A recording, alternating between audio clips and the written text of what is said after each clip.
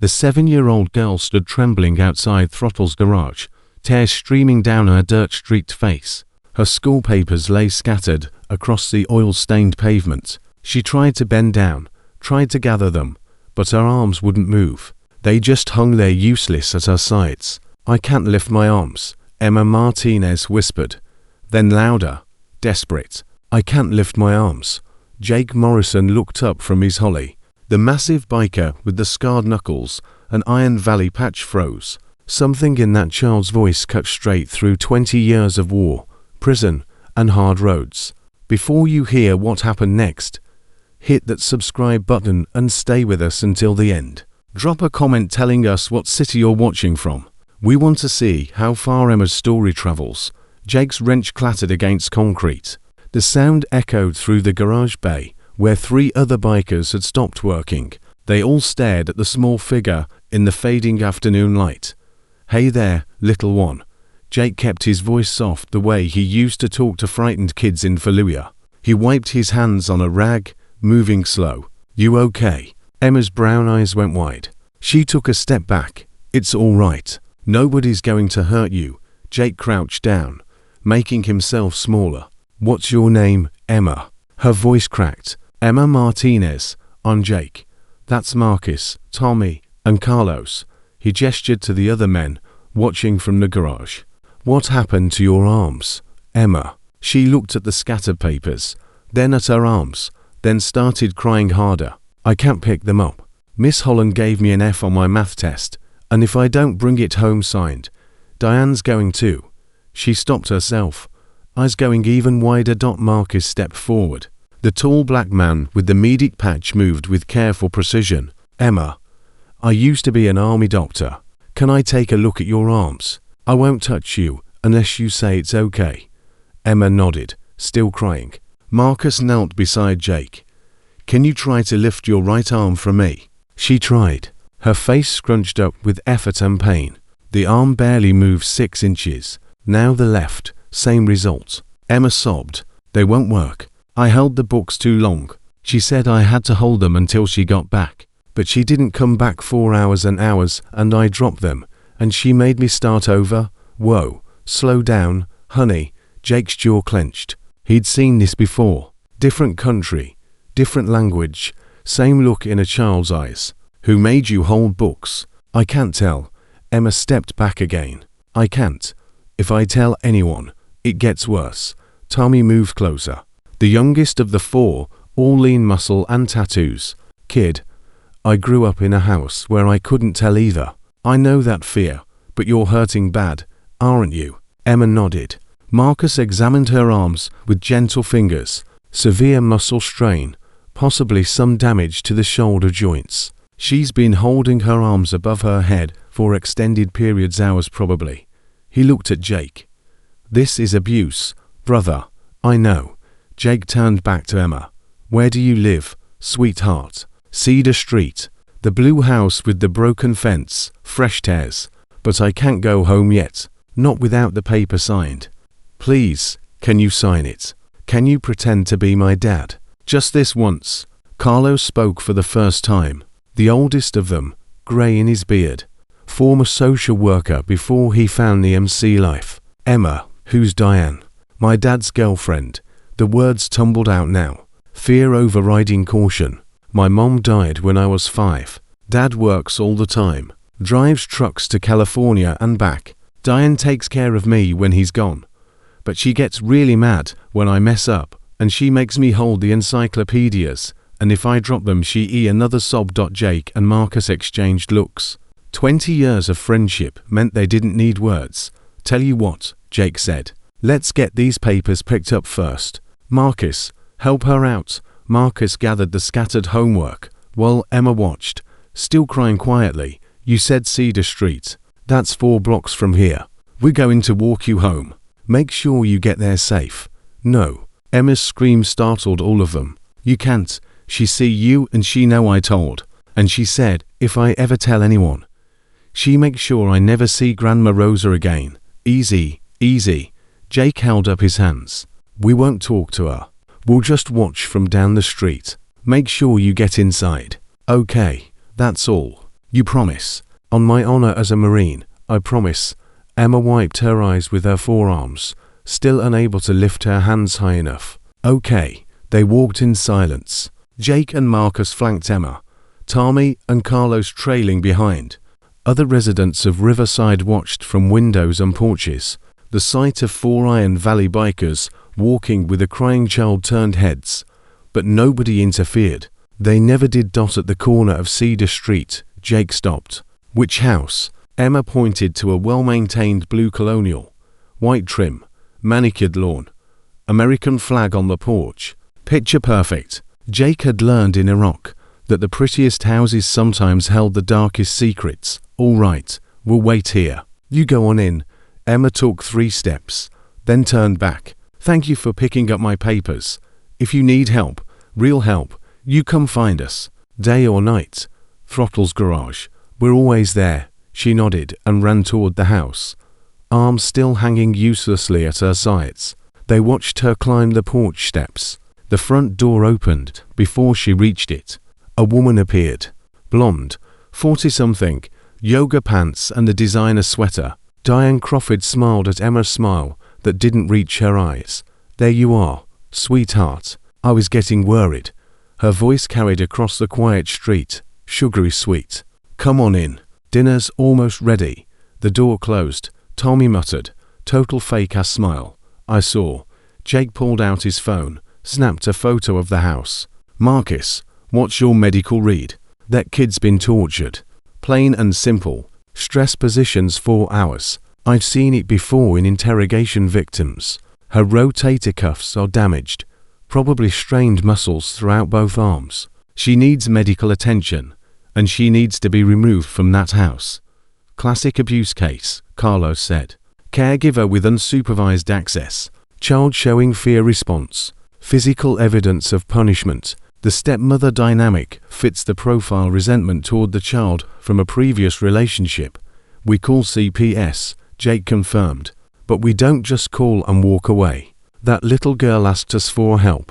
Brother, we can't what? Can't protect a kid who's being tortured 4 blocks from our clubhouse.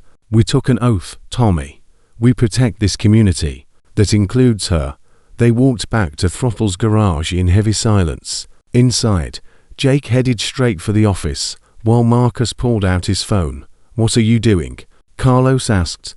Documenting time, date, physical observations, Emma's statements. If this goes legal, we need records.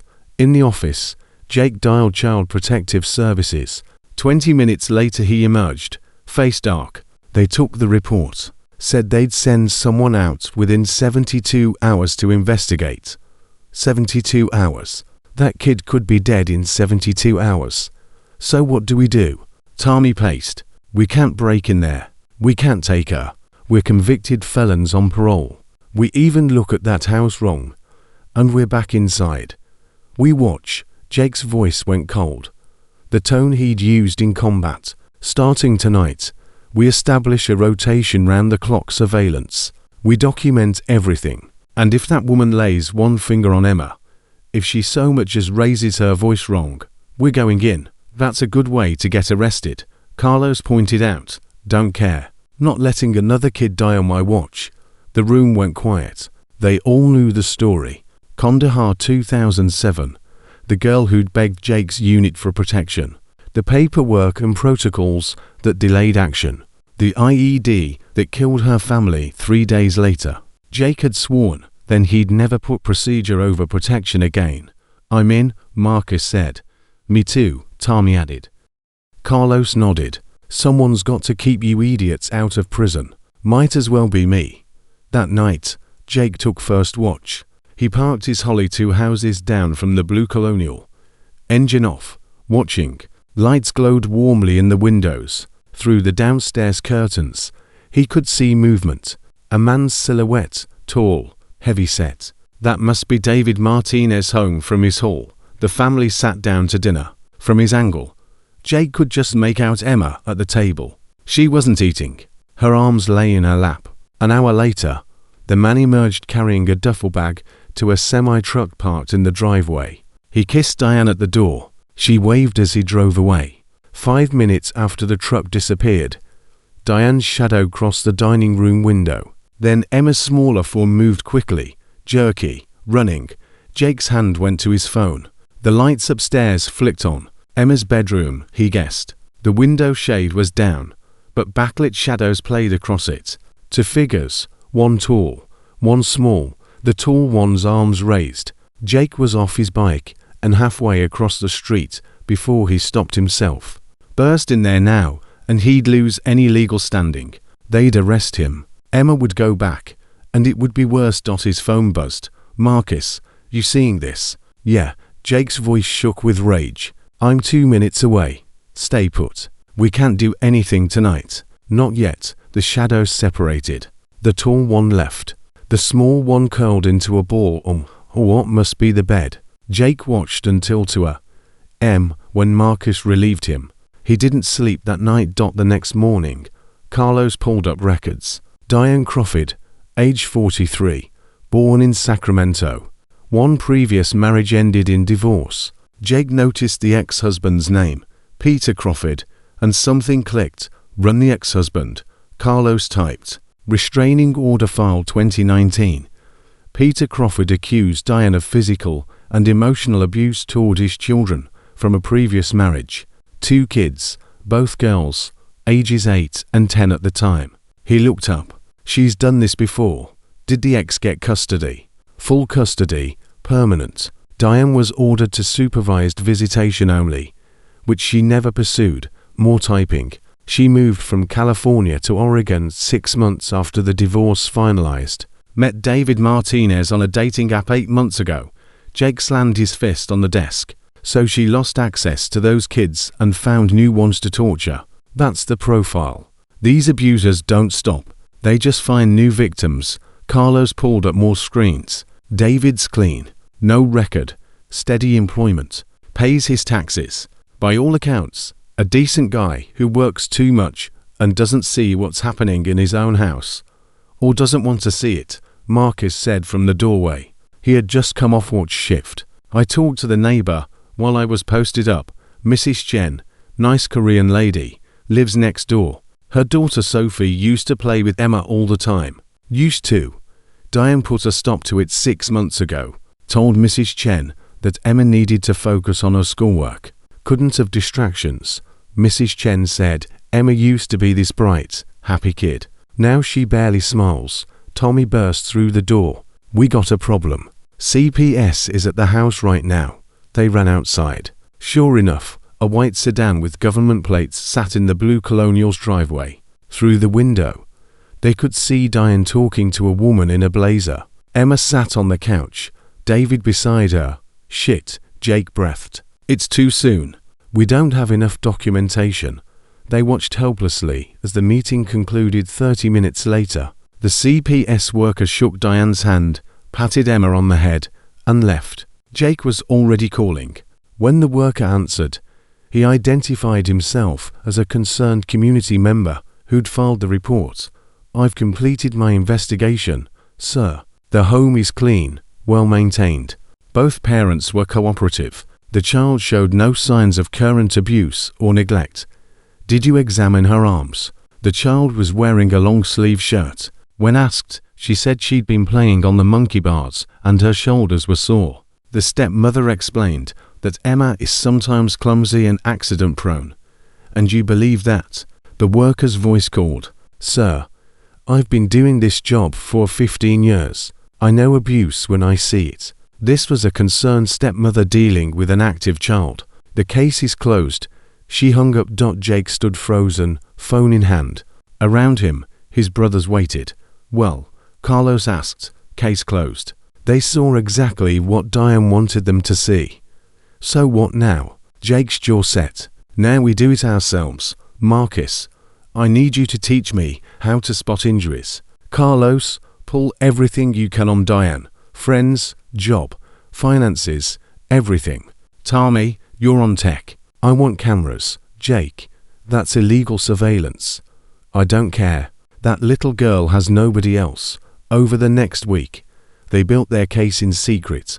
Tommy installed tiny cameras with telephoto lenses in trees surrounding the colonial angled at windows. Marcus compiled a medical file based on visual observations. Carlos tracked Diane's patterns, her yoga classes, her shopping trips, her lunch dates with friends, where she played the devoted stepmother. And they watched. Emma went to school each day, arms moving better, but still stiff. She never played at recess, just sat alone reading. Mrs. Chen tried to talk to her once. Emma smiled soddily and walked away. David left for a hall every Sunday night, returned Friday evening like clockwork, and every Monday morning Emma appeared more withdrawn than the week before. On the 8th day, Emma showed up at the garage. It was 7 a.m. Jake was opening up when he saw her standing at the edge of the lot, backpack on, eyes red from crying. "Emma, what are you doing here? School doesn't start for an hour." She walked closer, reached into her backpack, pulled out a piece of paper. Her hands shook as she held it out. Jake took it. A drawing, crude but clear. A stick figure girl with yellow hair looming over a smaller stick figure with brown hair. The smaller figure had red marks all over. Above the scene, Emma had written in careful letters, "Help me, please, Emma." Jake's voice broke. "I can't take it anymore." She wasn't crying now, just hollow. "Yesterday, I spilled milk at breakfast. She made me kneel on rice for 2 hours. My knees are bleeding. Last week, I forgot to make my bed, and she locked me in the closet all day. I missed school, and she told them I had the flu. Where's your dad right now?" "California. He won't be back until Friday." Emma looked up at him with eyes too old for 7. "She's getting worse. She knows someone called on her. She thinks it was Mrs. Chen. She told me if I ever talk to Sophie again, she makes sure something bad happens to Sophie." Marcus appeared from the back room, took one look at Emma, and pulled out his phone. "I'm documenting this, Emma. Can you show me your knees?" She pulled up her pant legs. Both knees were scabbed and bruised. Perfect impressions of rice grains pressed into torn skin. "Jesus Christ," Marcus whispered. Carlos emerged next. "Emma, honey, why did you come here this morning?" "Because you said day or night. You said if I needed help." She looked at each of them. "I need help. I can't go back there. Not for 5 more days, until Dad gets home. I can't." Jake knelt in front of her. "Listen to me very carefully. We're going to help you, but we have to do this right. Understand? We have to build a case that nobody can ignore. Can you be brave for a little longer?" "I've been brave for 2 years." Her voice was flat. "Ever since Mom died and Dad met Diane. I've been so brave. I know you have, sweetheart." Jake made a decision that would change everything. "Here's what we're going to do. You're going to school today, normal as possible. At 3 p.m., you walk past here on your way home. You're going to drop something, a book, a paper, doesn't matter, that gives you a reason to stop. You're going to tell me what happened the night before, every detail. I'm going to record it on my phone. Then you're going to go home. Can you do that?" "What if she finds out?" "She won't. You've been walking past here for 2 weeks. It's part of your route home." Emma nodded slowly. "Okay, and Emma, start keeping track. Every time she hurts you, every time she punishes you, you remember it. Write it down if you can hide the paper. We're building a file that's going to put her away. You understand?" "I understand."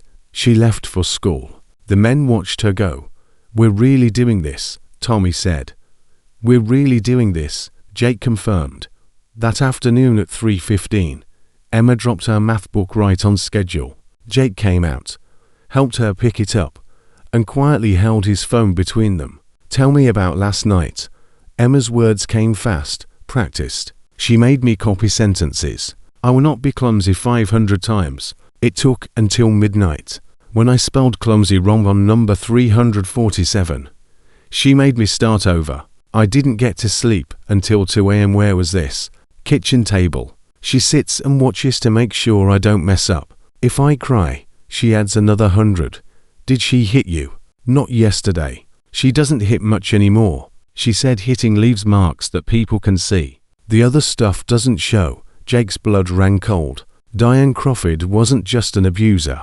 She was calculating, intelligent, covering her tracks. You're doing great, Emma. Keep going. Can I ask you something? Anything. Why are you helping me? You don't even know me. Jake looked at this small, broken child and saw every kid he'd failed to save into tour of combat. Because somebody should have helped me when I was your age, and nobody did. Because you deserve better. Because that's what we do. We protect people who can't protect themselves. Emma's eyes filled with tears. Thank you. Don't thank me yet. Thank me when you're safe. He handed back her math book. See you tomorrow. Same time. This became their routine. Every day Emma dropped something. Every day Jake recorded her testimony. The file grew. Kneeling on rice, copying sentences, holding stress positions, food deprivation, isolation, verbal abuse, a systematic torture of a 7-year-old child. By day 12, they had 17 recorded testimonies, 48 hours of surveillance footage, and medical documentation from Marcus. It's time, Carlos said. We've got enough. Not yet. Jake stared at the evidence spread across the office. We take this to the cops. They'll say she's coaching the kid. We need something undeniable. Like what? Like catching her in the act. Marcus shook his head. Jake, we can't set up a sting operation. We're not law enforcement. No. But we can be ready when the opportunity comes. Jake pulled up the surveillance feed. David leaves for his next haul Sunday night. Monday morning something's going to happen. It always does. And we're going to be there to document it. Sunday night came. David's truck pulled away at 8 p.m. through the cameras. They watched Diane's expression change the moment his taillights disappeared. The mask came off. She turned to Emma, said something they couldn't hear through the window. Emma's face went white. Monday morning, 6 a.m. Marcus was on watch when his radio crackled. Jake, get down here now. Jake was there in 5 minutes. What have we got? Look. Marcus pointed to the Colonial's garage. The door was open. Inside, they could see Emma. She was standing with her arms straight out to her sides, parallel to the ground. In each hand, she held a heavy hardcover book. Diane sat in a lawn chair drinking coffee, watching. How long has she been like that? Since I got here at 5:30. At least 90 minutes, probably longer. As they watched, Emma's arms began to shake. The book dipped. Diane stood up, said something sharp. Emma's face scrunched up with effort as she forced her arms back up. That's it. I'm calling 911. Jake pulled out his phone.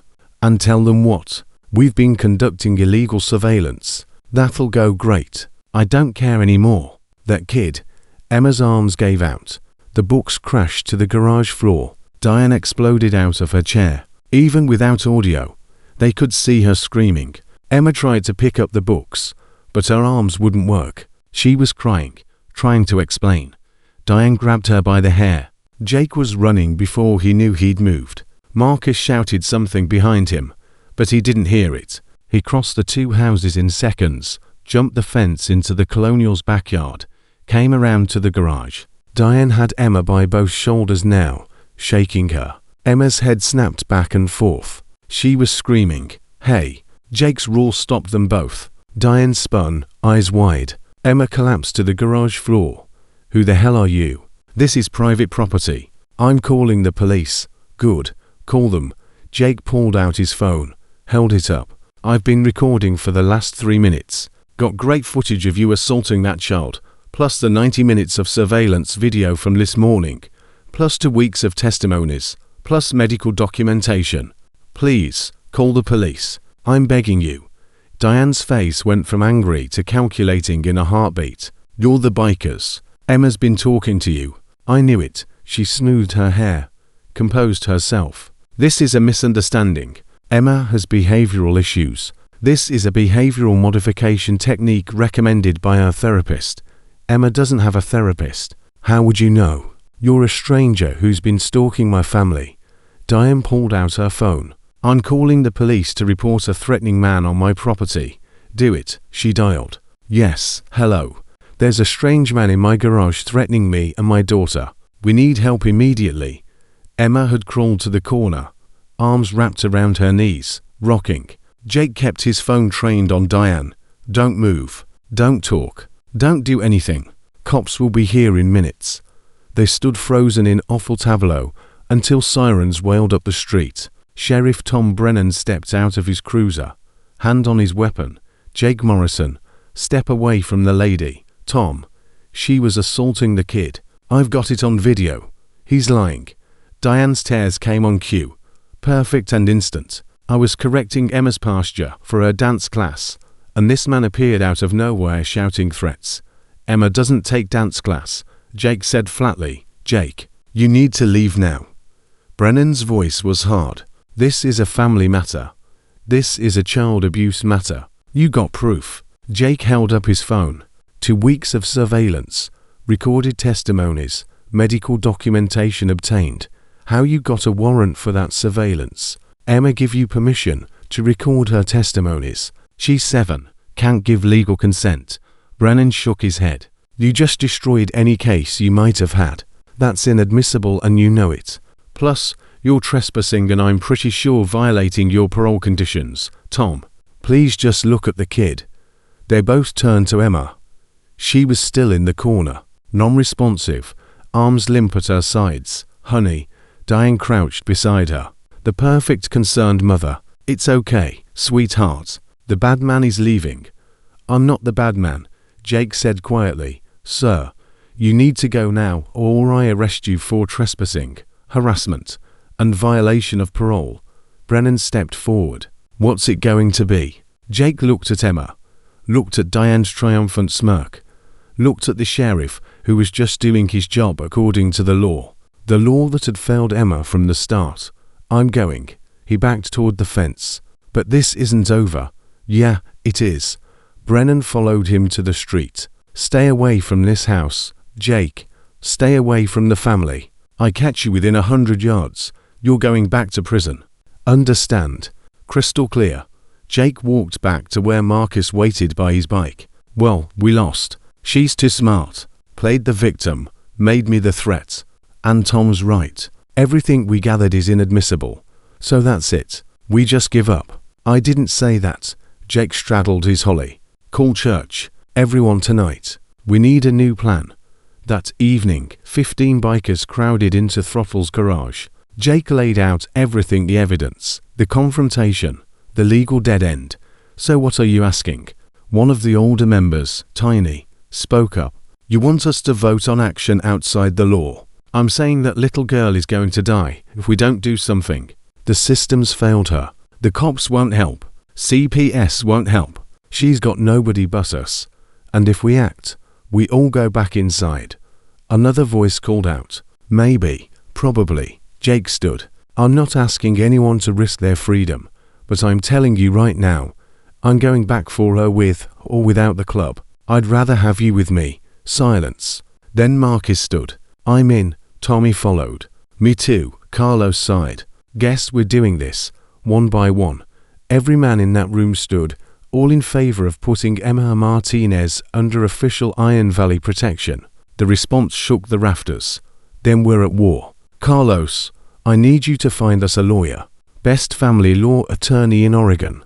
Marcus, medical evidence that'll hold up in any court. Tommy, I need you to get creative with how we gather evidence legally. And someone find Emma's grandmother, Rosa Martinez. If we're going to do this right, we need family on our side. They scattered to their tasks. Jake pulled out his phone, looked at the last photo he'd taken that morning. Emma in the corner, broken and afraid. I'm coming for you, little one, he whispered. Whatever it takes. His phone buzzed. Unknown number. He answered. Mr. Morrison, a child's whisper. It's Emma. I took Diane's phone while she's in the shower. Emma, are you okay? She said, if I ever talk to you again. She makes sure I never wake up. She said it would look like an accident. Emma's voice shook. I'm scared. I'm really scared. Listen to me. Can you get out of the house? She locks my door from the outside at night now. Jake closed his eyes. Okay. Okay. Here's what I need you to do. Can you get to your window? Yes, open it. Don't climb out. Just open it. Can you do that? I think so. Good girl. Now, Do you have anything you can use to signal? A flashlight? A lamp? Anything? I have a book light for reading. Perfect. Tonight at midnight. You flash that light 3 times out your window. That tells me you're okay. If you're in danger, flash it 5 times fast. We'll be watching. We'll always be watching now. You're not alone anymore. Promise. I promise. Now hang up before she catches you. The line went dead. Jake walked outside where Marcus was setting up new surveillance equipment, better cameras, audio pickups. Midnight. Emma's going to signal. We're going 24/7 from here on out. Jake, we can't maintain this forever. We won't have to. Something's going to break. It has to. Midnight came. Jake watched Emma's window through night vision binoculars. At 12:01, a small light flashed once, twice, 3 times. She was okay for now. But as Jake settled in for a long night of watching, he knew they were running out of time. Diane was escalating. Emma was breaking. And somewhere in the dark hours before dawn, something was going to give. He just hoped they'd be ready when it did. 3 days of signals. 3 nights of watching that small light flash 3 times at midnight. Emma was still standing, still fighting. But the circles under Jake's eyes told the story of a man running on rage and coffee. You need sleep, Marcus said on the 4th morning, watching Jake drain his 6th cup. I'll sleep when she's safe. Tommy burst through the garage door, laptop under his arm. Found something. Diane's ex-husband, Peter Crawford. He's willing to talk. Jake was up instantly. Get him on the phone. 5 minutes later, Peter Crawford's voice came through the speaker, clear and bitter. You're the bikers, the ones watching Emma Martinez. That's right. How'd you know? Because Diane called me yesterday gloating. Said she had another family Ford. And when some white trash criminals tried to interfere, the police chose her side. Peter laughed, sharp and humorless. That's Diane. Always 3 moves ahead. Tell me about your kids. Silence stretched. Then, she had my daughters for 18 months before I figured it out. Cassie was 9. Mia was 7. Same age as your Emma. Started with little things. Missed meals as punishment. Writing lines until their hands cramped. Then it escalated. How bad? Cassie tried to kill herself. Pills from the medicine cabinet. She was 9 years old, and she wanted to die, because living with Diane was worse. Peter's voice cracked. That's when the truth came out. Years of systematic torture, stress positions, isolation, sleep deprivation. Diane's smart. She knew exactly how far to push without leaving permanent marks. My girls were too terrified to tell me. Diane threatened to hurt me if they talked. Jake gripped the desk. You got them out. Took 6 months of legal hell. Diane played the victim perfectly. Said my daughters were troubled. That I was poisoning them against her. But I had a good lawyer and a therapist who specialized in childhood trauma. The therapist testified that both girls showed classic signs of sustained psychological torture. Judge finally saw through Diane's act and granted me full custody. Did she ever face charges? No. My lawyer said we'd never make criminal charges stick. Better to focus on getting custody and the restraining order. Peter paused. I heard she moved to Oregon. When I saw the news about her engagement to some trucker with a daughter, I tried to warn him. Sent emails, left messages. He never responded. Probably thought I was a bitter ex. Where are your daughters now? Safe with me in San Diego. They're in therapy, doing better. But they'll carry those scars forever. And Peter's voice hardened. Listen, whoever you are, whatever you're planning, do it. Don't let Diane destroy another child. I've got documentation from our custody case. Medical records, therapy notes, court transcripts. I'll send everything. Use it. That's evidence we can actually use, Carlo said after they hung up. Previous pattern of abuse, expert testimony, legal documentation. Jake was already dialing. Who's the lawyer you found? Rebecca Hartman, family law specialist out of Portland. Won some big cases against CPS. Has a reputation for going after the system when it fails kids. Set up a meeting today, if possible. Rebecca Hartman arrived at Throttle's garage 6 hours later. Late 40s, sharp eyes, carrying a briefcase that probably cost more than Jake's bike. She looked around the garage with undisguised curiosity. Interesting choice of office. We're interesting people. Jake gestured to a chair. Thanks for coming. Your friend Carlos was persuasive. Said you had a child abuse case the system's ignoring. She sat, crossed her legs. I'm listening. They laid it out. Everything. The recordings, the surveillance, Emma's testimonies, Peter Crawford's documentation. Rebecca took notes, asked pointed questions, her expression growing darker. You've built a hell of a case. Problem is, most of your evidence is inadmissible. The recordings violate Oregon's consent laws. She's a minor. You're not her guardian. The surveillance is illegal. Even Crawford's documentation is problematic because it relates to different victims. So we've got nothing. I didn't say that. Rebecca flipped through her notes. We need to do this properly. First, we need a family member to request custody evaluation. Does Emma have other relatives? Grandmother Rosa Martinez, David's mother. Perfect. Here's the play. Rosa files for emergency custody based on suspected abuse. That triggers a formal investigation. Court-appointed evaluators. The whole system. With Crawford's pattern evidence, we establish Diane's history. Then we need someone to catch the abuse in progress in a way that's legally defensible. How? Marcus asked. Rebecca smiled, sharp as a knife. We get creative with wellness checks. If concerned community members repeatedly call in welfare concerns, police are obligated to investigate each time. Eventually they'll catch her off guard. And if Emma's injuries are severe enough during one of those checks, they can remove her immediately under emergency protective custody. That could take weeks, Jake protested.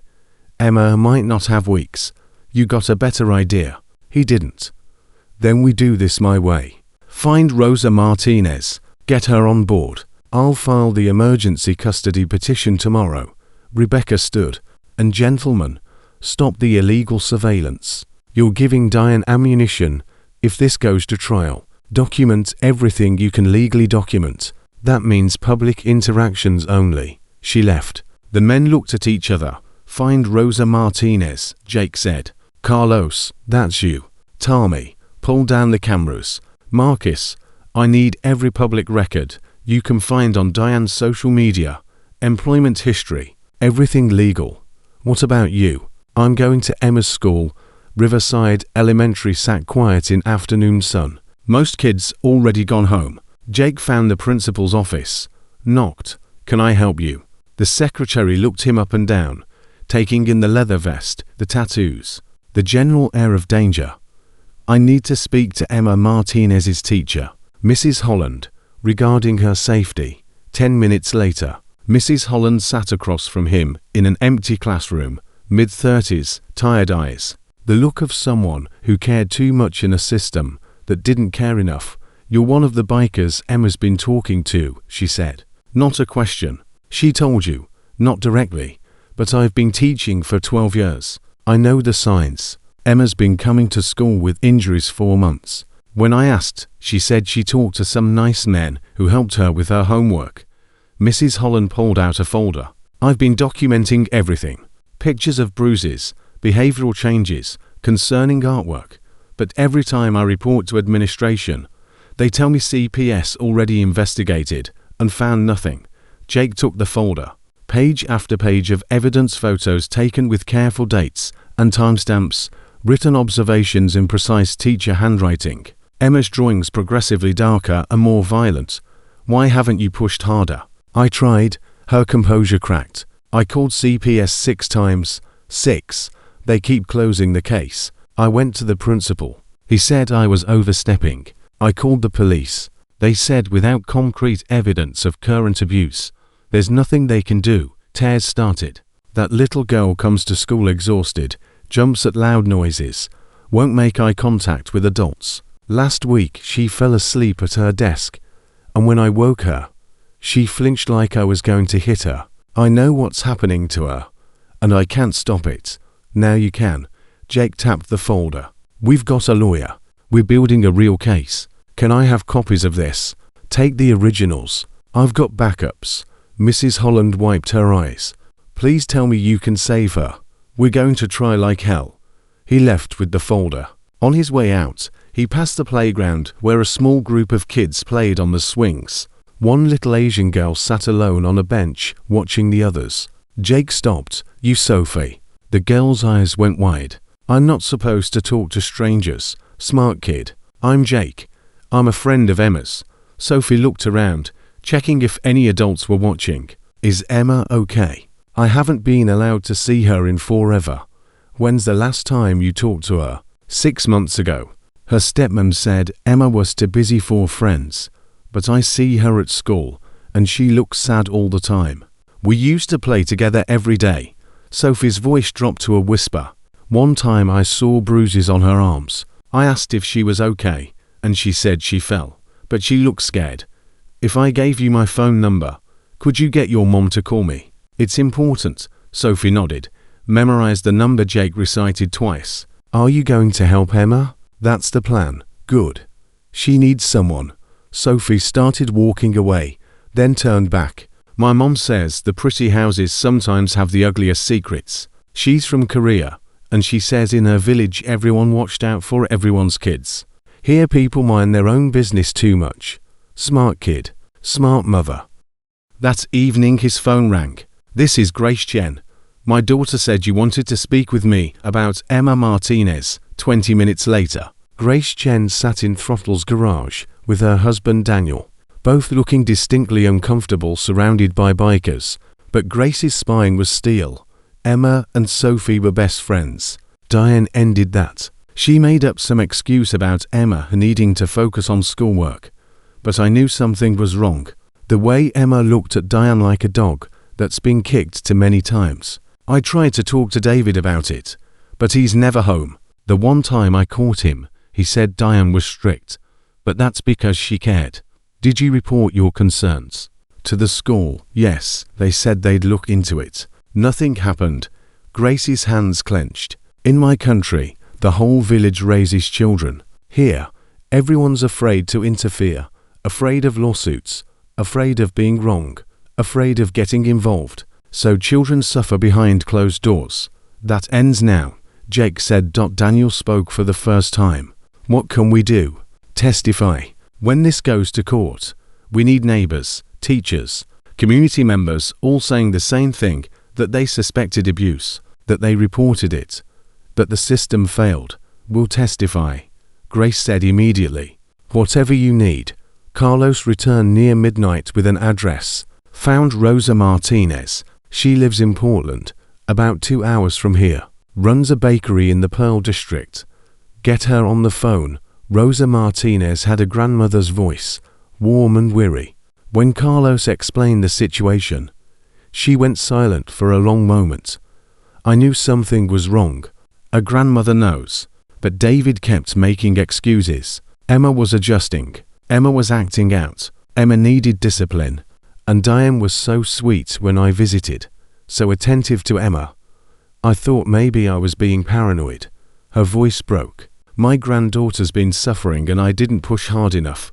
You can push now," Rebecca said, taking the phone. "Mrs. Martinez, I need you to come to Riverside tomorrow. We're filing for emergency custody. Are you willing?"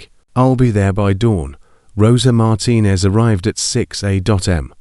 A small woman with iron in her eyes and flour still on her hands. She'd driven straight from the bakery. Hadn't even changed clothes. "Where is she?" "Where's Emma?" "Still at home. We can't move until the paperwork's filed." Rebecca had her briefcase open. Documents spread across the garage office. "I need you to sign these. It's a petition for emergency custody evaluation, based on suspected abuse and neglect." Rosa signed without reading. "Whatever it takes." By 9 a.m., they were at the courthouse. Rebecca moved like a shark through the family law division, filing papers, requesting expedited hearings. By noon they had a court date 3 days away. 3 days. Jake exploded when they got back to the garage. "Emma can't last 3 more days. She's lasted 2 years. She can last 3 days." Rebecca's voice was sharp. "This is how the system works. We push as hard as we can within legal bounds or risk losing everything. And what's Emma supposed to do in the meantime? Survive like she's been doing. That night, Emma's signal came at midnight. 3 flashes.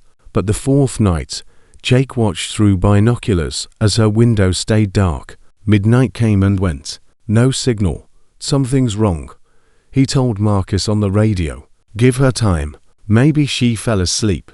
12:30. Nothing. 1 a.m. nothing. At 1:15. Emma's light flashed not 3 times. 5 times fast and desperate. Jake was moving before the 5th flash ended. She's in trouble. I'm going in. Jake. Wait. Marcus' protest died as Jake's bike roared to life. He crossed the distance in 30 seconds, ditched the bike 2 houses down, vaulted the fence. Emma's window was closed now. Through it, he could hear muffled sounds, crying. Then Diane's voice, sharp and cruel.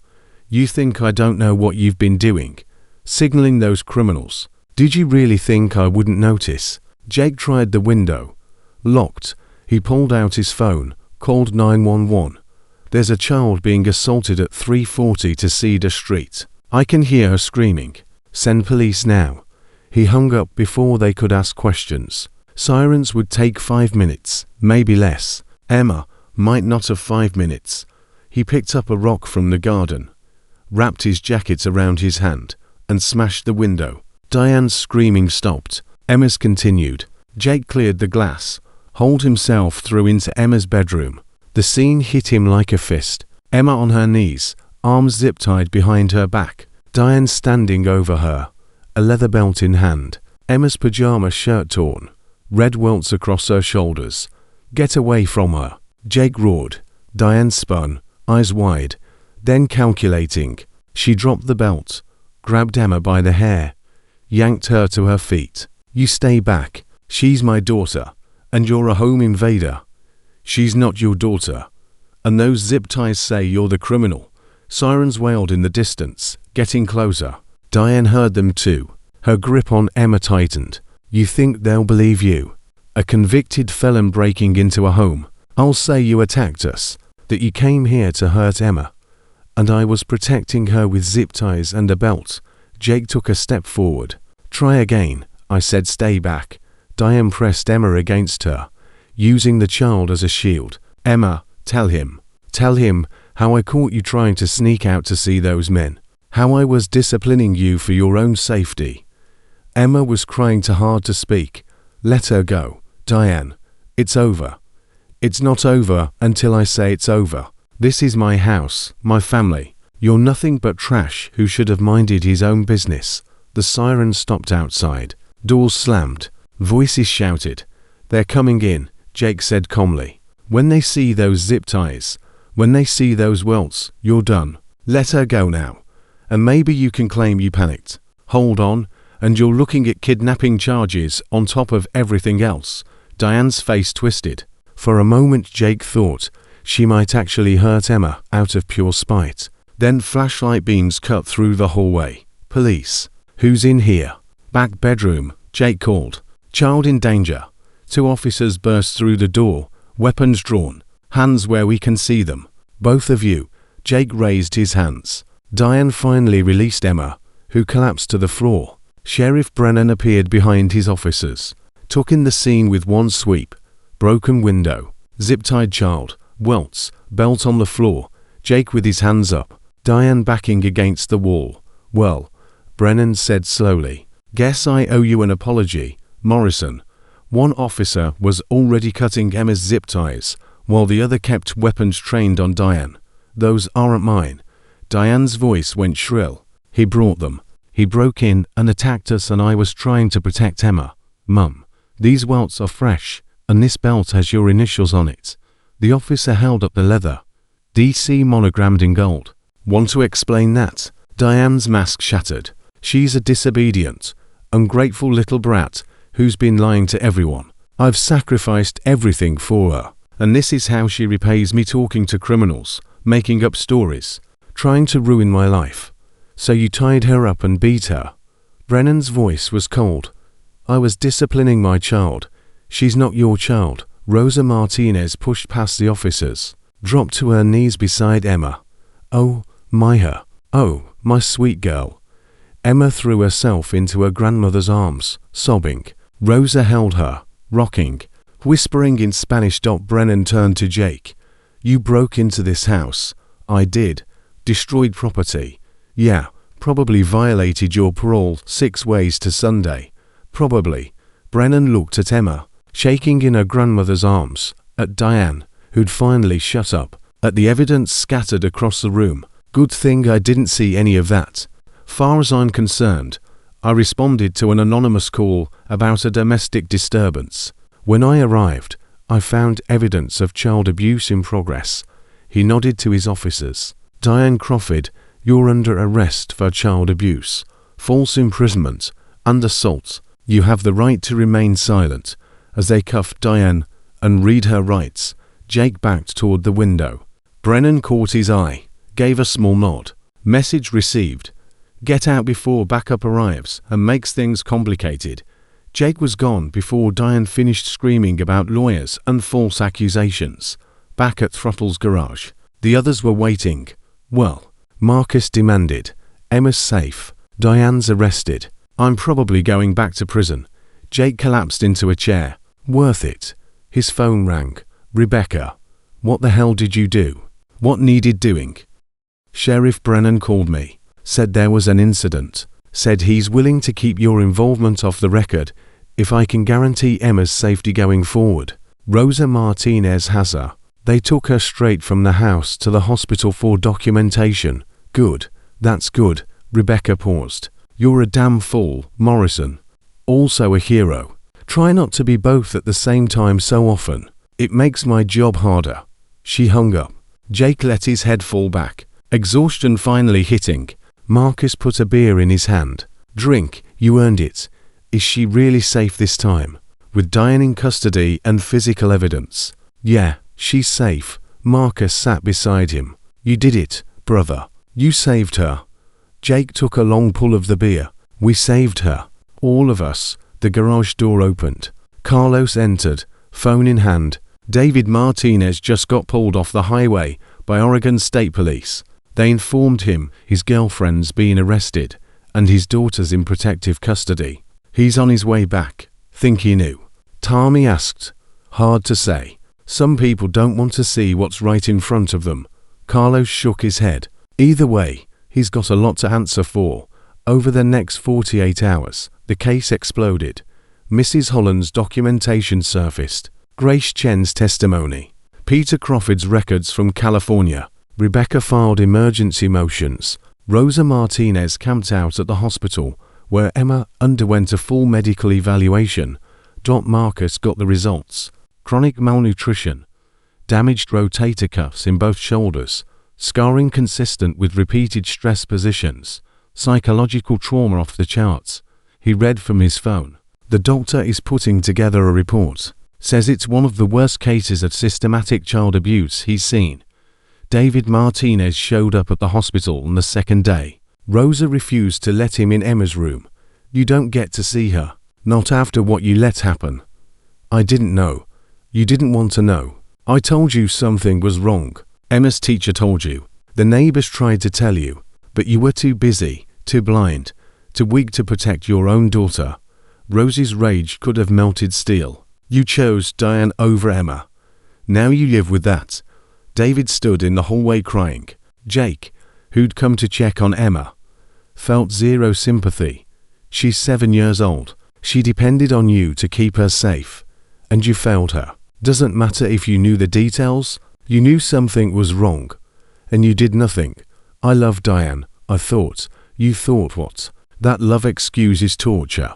That your loneliness mattered more than your daughter's safety." Jake stepped closer. "You're going to have to live with this forever. Every time you look at Emma, if she ever lets you look at her again, you're going to remember that you let this happen. That's your punishment. And brother, that's worse than anything a court could do to you."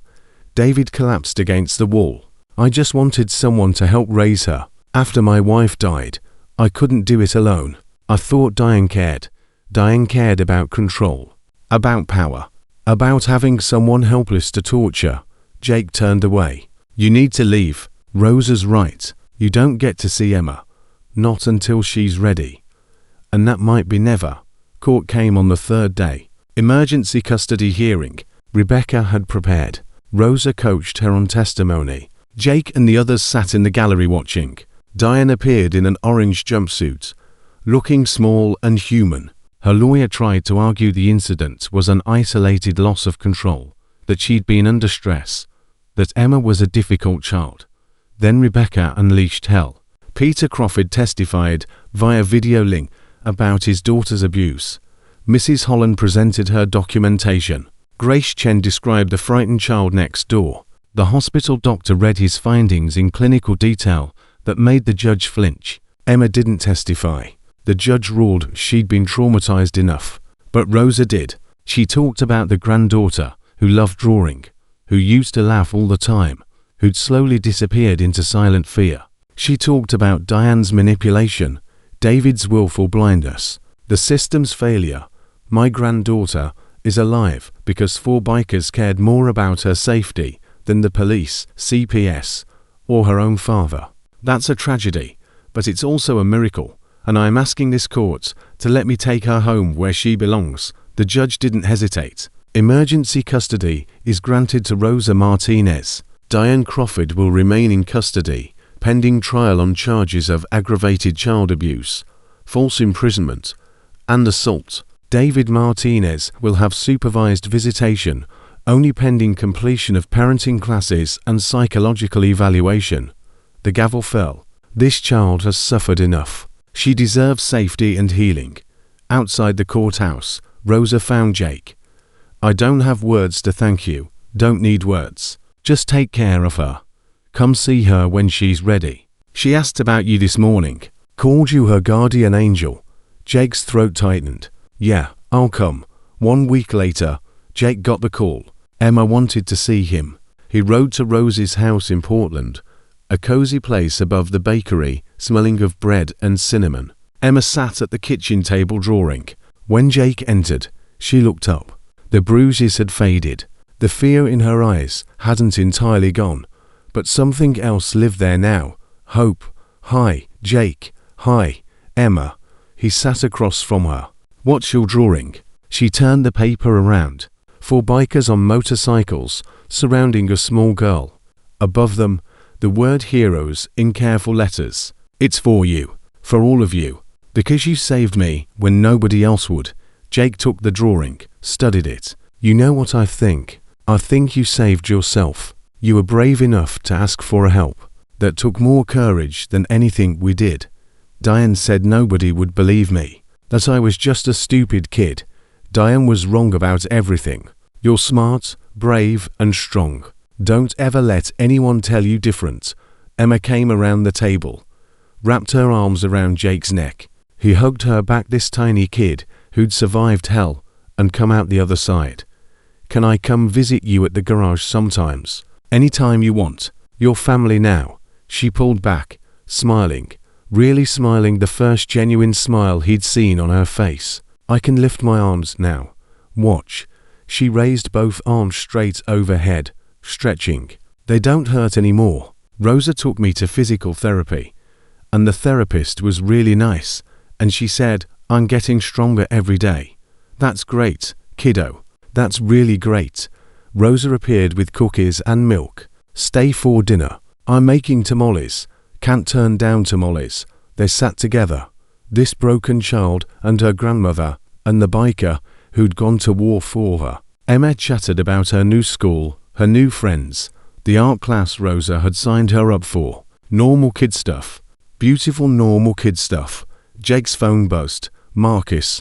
Diane made bail. Posted bond an hour ago. The blood drained from Jake's face. How? Her mother in Sacramento posted her house as collateral. Where is she now? Unknown. She's got a GPS monitor, but those can be cut. Jake. If she runs, she won't run. She come for Emma. Jake was already standing. Rosa. I need you to listen carefully. Diane's out on bail. You need to take Emma somewhere safe now. Rosa's face went white. She can't, the judge said. The judge gave her bail. She's dangerous. Pack a bag. Go somewhere she can't find you. I can't just leave. I have the bakery. Emma has school None of that matters if Diane gets to her. Jake pulled out his phone, called the others. We've got a situation. Diane Crawford made bail. Emma might be a target. I need everyone on protective detail. Emma had gone quiet, fear flooding back into her eyes. She's coming for me. No, she's not. Because we're not going to let her anywhere near you. Jake knelt beside her chair. But we need to be smart. You and Rosa are going to go stay with someone safe for a few days while we figure this out. Okay. I don't want to run anymore. I'm tired of being scared. I know, sweetheart. But being smart isn't the same as being scared. It's being prepared. Marcus, Tommy, and Carlos arrived within 20 minutes. They formed a perimeter while Rosa packed bags. Jake called Rebecca. She shouldn't have gotten bail. Not with evidence this strong. Judge set it at $100,000. Figured nobody would post that kind of money. Guess he figured wrong. Rebecca was typing. I'm filing an emergency motion to revoke bail based on threat to the victim. But that takes time. How much time? 48 hours minimum. Emma doesn't have 48 hours. If Diane decides to run, then you better keep her safe until I can get her back in custody. They moved Emma and Rosa to a safe house Carlos's cabin. 2 hours outside Portland, off-grid and unknown to anyone outside the club. Jake and Marcus took first watch, while Tommy and Carlos went hunting for Diane. Inside the cabin, Emma couldn't settle. She paced, jumped at sounds, kept looking out windows. Talk to me, Jake said gently. What's going on in that head of yours? What if she finds us? What if she takes me back? What if the judge believes her and I have to go back? None of that's going to happen. You can't promise that. Adults always promise things they can't control. Emma's voice was older than 7 years, had any right to be. My dad promised he'd always protect me. That promise didn't mean anything. Jake sat on the floor, patted the spot next to him. Emma joined him. You're right. I can't promise the judge won't make a bad decision. I can't promise Diane won't try something stupid. But here's what I can promise. I will do everything in my power, legal or not, to keep you safe. If that means I go to prison, fine. If that means I lose everything, fine. You matter more. Why? You barely know me. Because someone should have done the same for me when I was your age and nobody did. Because you deserve better than the hand you've been dealt. Because that's what family does. And like I said before, you're family now. Emma leaned against his shoulder. I'm scared all the time. Even when Diane's locked up. Even when I'm with Rosa. I'm scared. The therapist says that's normal, but it doesn't feel normal. Fear's a survival tool. Kept you alive in that house for 2 years, but eventually you got to learn to put it down when you don't need it anymore. That takes time. And that's okay. They sat in silence. Outside, night fell. Marcus moved around the perimeter, checking locks, testing the alarm system Carlos had installed. Jake's phone buzzed. Tommy, found her. Diane's at a motel outside Eugene, about 90 miles from Portland. Sheriff's on the way to pick her up for violating bail conditions. She's supposed to stay in Riverside. She was heading toward Portland, toward Emma. That's what we figured. GPS monitor confirms it. She got 60 miles before we tracked her down. Make sure they actually arrest her this time. Working on it. Stand by. Jake relayed the information to Rosa, who sagged with relief. But Emma just nodded like she'd expected Diane to come. She won't stop, Emma said. Even if they put her in prison someday, she get out and she come looking for me. Then we'll deal with it then. But Emma, by the time that day comes, you'll be older, stronger, smarter. You'll know how to protect yourself. And you'll have people around you who care. Diane will never hurt you again. 2 hours later, confirmation came. Diane had been arrested trying to leave the motel. She'd cut her GPS monitor, packed a bag, and had MapQuest directions to Rose's bakery. In her car, police found zip ties, duct tape, and chloroform. She was going to kidnap her, Marcus said. Reading the report, this wasn't about custody or visitation. She was planning to take Emma.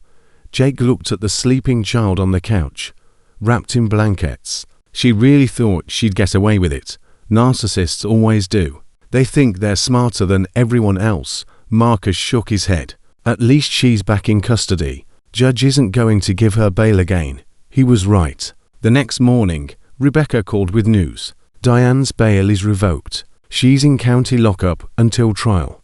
And the DA is adding kidnapping charges based on what they found in her car. She's looking at 20 years minimum. When's the trial? 4 months. But she's not getting out before then. Emma heard the news and finally truly relaxed. Over the next weeks, she started healing. Physical therapy restored her shoulder mobility. Regular therapy helped with the nightmares. Rosa's love created a safe foundation for recovery. And the Iron Valley MC became extended family. They taught Emma to ride on a small dirt bike Tommy rebuilt. Marcus helped with homework. Carlos taught her to bake. His old social worker instincts finding purpose again. Jake just showed up steady and reliable. Proof that some people keep their promises. But as weeks turned 2 months, David Martinez kept trying. He called Rosa, sent letters, showed up at the bakery. He'd completed parenting classes, started therapy, claimed he'd changed. He wants supervised visitation, Rosa told Jake. The court says I have to allow it. What does Emma say? She doesn't want to see him. She's not ready. The first supervised visit was scheduled for a Tuesday afternoon at a family services center. Emma cried the whole way there. I don't want to. Please don't make me. It's just an hour. Maya. Rose's heart was breaking. The court ordered it. But if you're uncomfortable, you tell the supervisor and it stops. Okay. They entered the visitation room. Bland walls. Children's toys scattered around. One-way mirror for observation. David sat at a table looking smaller than Jake remembered. Emma froze in the doorway. Hi, baby girl, David said softly. I've missed you so much. Emma didn't respond. She took a seat as far from her father as possible. Rosa beside her for support. I brought you something. David slid a wrapped package across the table. Your favorite art supplies. Emma stared at it. Emma, honey, I'm so sorry. I'm sorry I didn't see what was happening. I'm sorry I didn't protect you. I'm sorry I believed Diane instead of trusting my instincts. I'm sorry for everything. Still nothing. The therapist says you're doing better. That's good. That's really good. I'm glad you're with Grandma Rosa. She's taking good care of you. Better than you did, Emma said quietly. David flinched like she'd struck him. You're right. You're absolutely right. I failed you. I can't change the past. But I'm trying to do better. I'm in therapy. I quit the long-haul routes so I'd be home more. I'm trying to be the dad you deserve. Too late. Emma stood up. Can we go now, Grandma? Rosa looked at the supervisor who checked her watch. We're only 15 minutes in. Court order specifies 1 hour. I don't care what the court said. I don't want to be here. Emma, please. David reached toward her. She flinched away. The fear response instant and visceral. David's face crumpled. I'm not going to hurt you. You already did. You let her hurt me for 2 years. You chose her over me every single time. And now you want me to forgive you because you feel bad. Emma's voice rose. I almost died, Dad.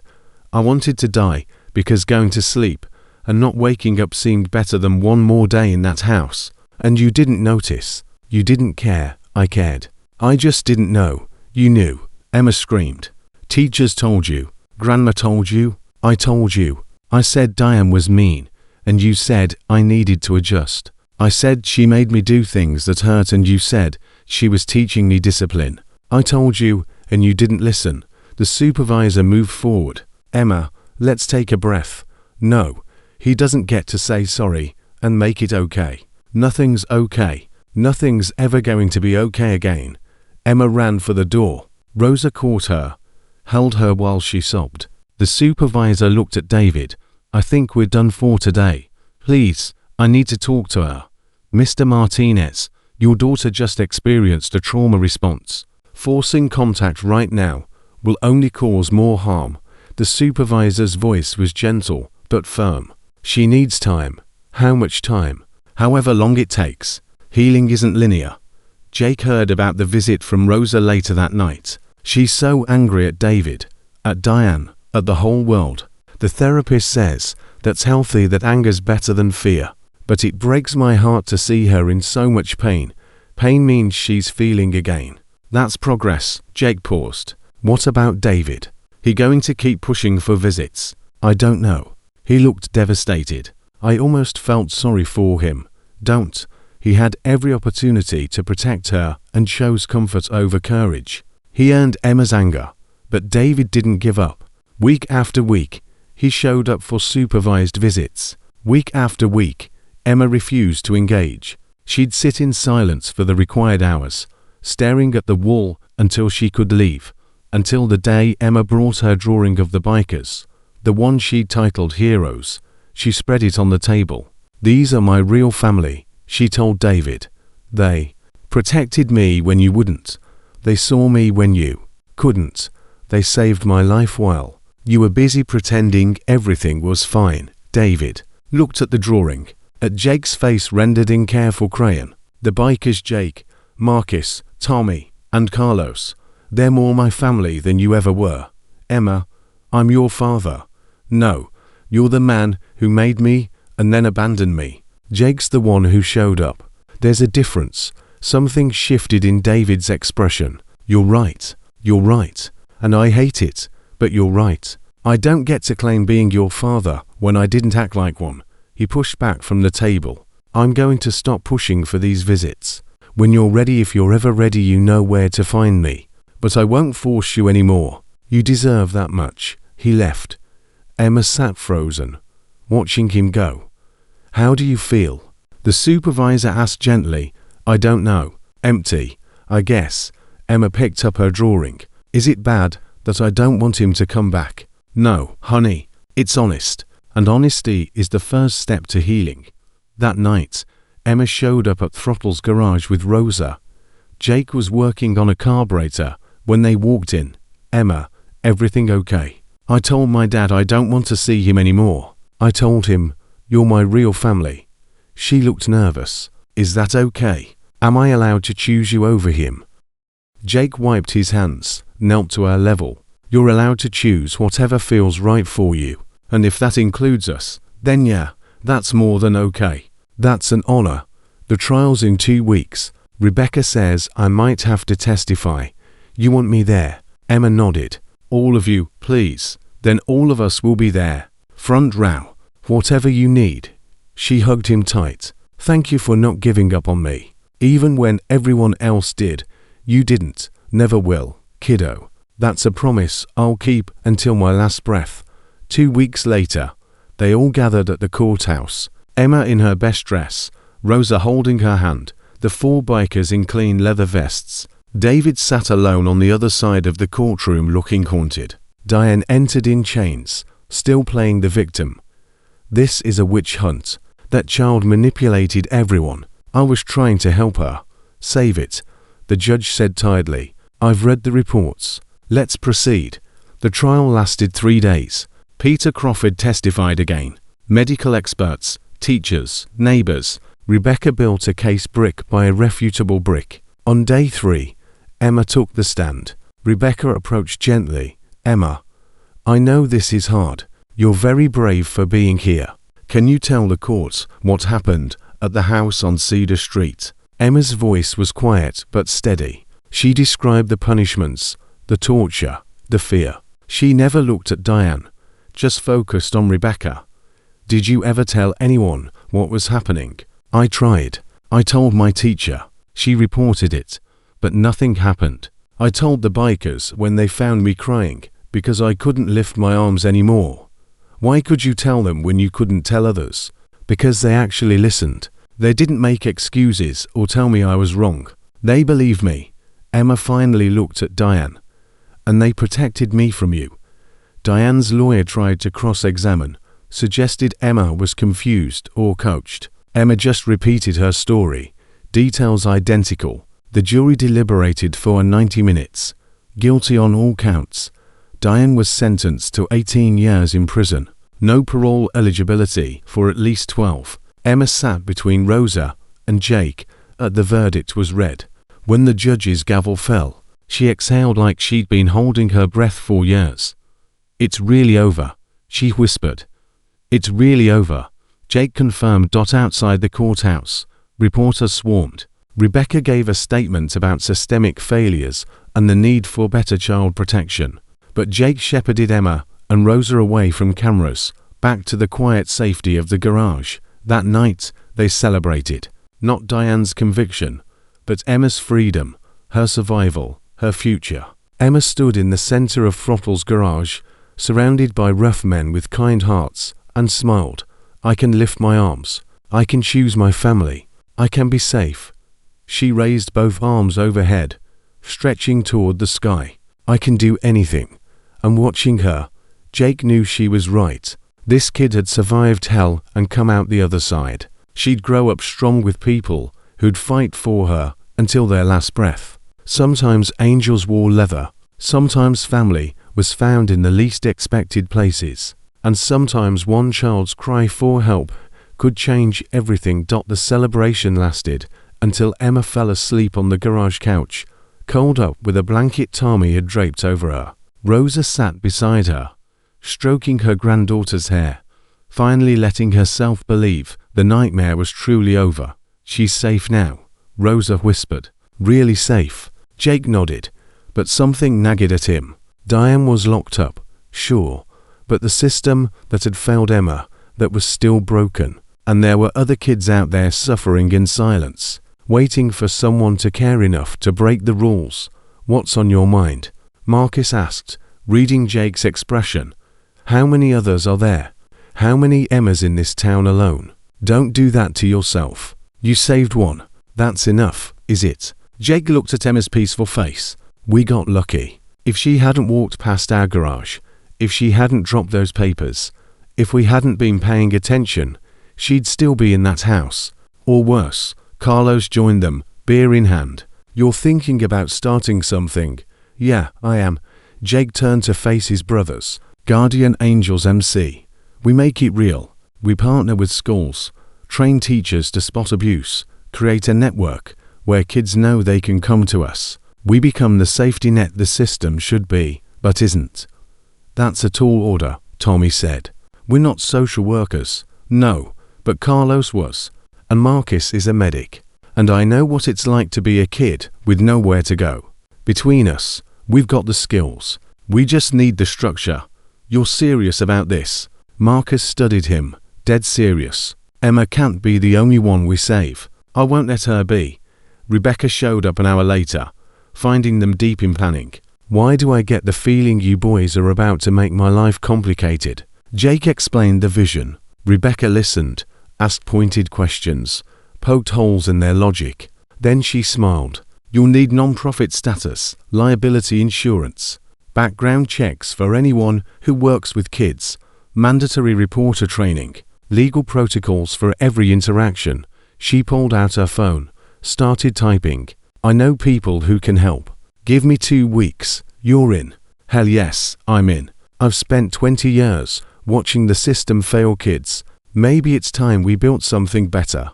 Rebecca looked at Emma. She's proof it can work. 1 kid saved because someone gave a damn. Imagine what we could do with resources and organization. 2 weeks became a whirlwind. Rebecca filed paperwork for Guardian Angels Child Advocacy, a non-profit organization dedicated to community-based child protection.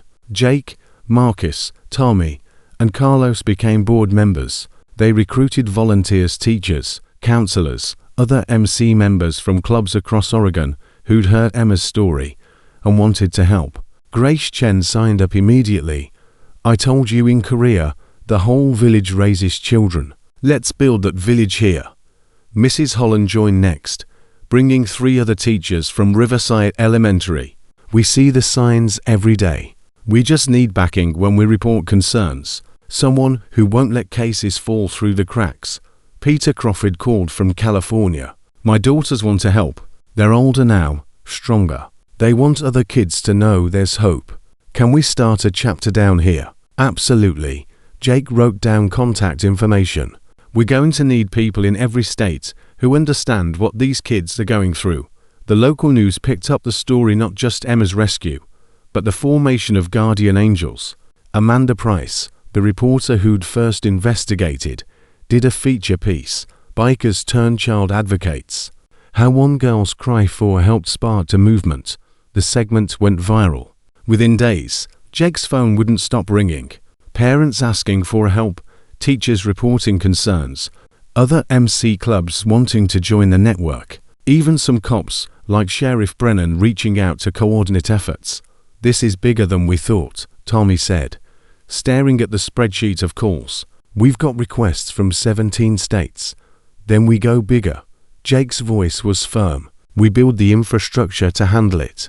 We hire real social workers, set up hotlines, create protocols. We do this right, or we don't do it at all." Emma watched it all unfold with quiet amazement. 3 months after Diane's sentencing, she stood in Throttle's garage, also serving as Guardian Angel's headquarters, and looked at the wall covered in photos. Other kids they'd helped, other families they'd saved. "Did I do this?" she asked Jake. "You started it. Your courage gave other kids courage. Now they're speaking up, too. Good." Emma's voice was stronger now, steadier. Nobody should have to be that scared. The first real test came in January. A call from Lincoln City, a coastal town 90 miles away. A teacher reported a 10-year-old boy showing up to school with cigarette burns. CPS had investigated twice, found nothing. "We need someone local," Jake told the team. "We can't be everywhere at once." Already on it, Carlos had been building a database. "Got 3 club members in Lincoln City who've completed our training. Sending them the case file now." The Lincoln City team moved fast. Within a week, they had documentation, witness statements, and enough evidence to force a real investigation. The boy was removed from his home, placed with his aunt. His stepfather was arrested. "It works," Marcus said, reading the update. "The model actually works, but success brought new challenges."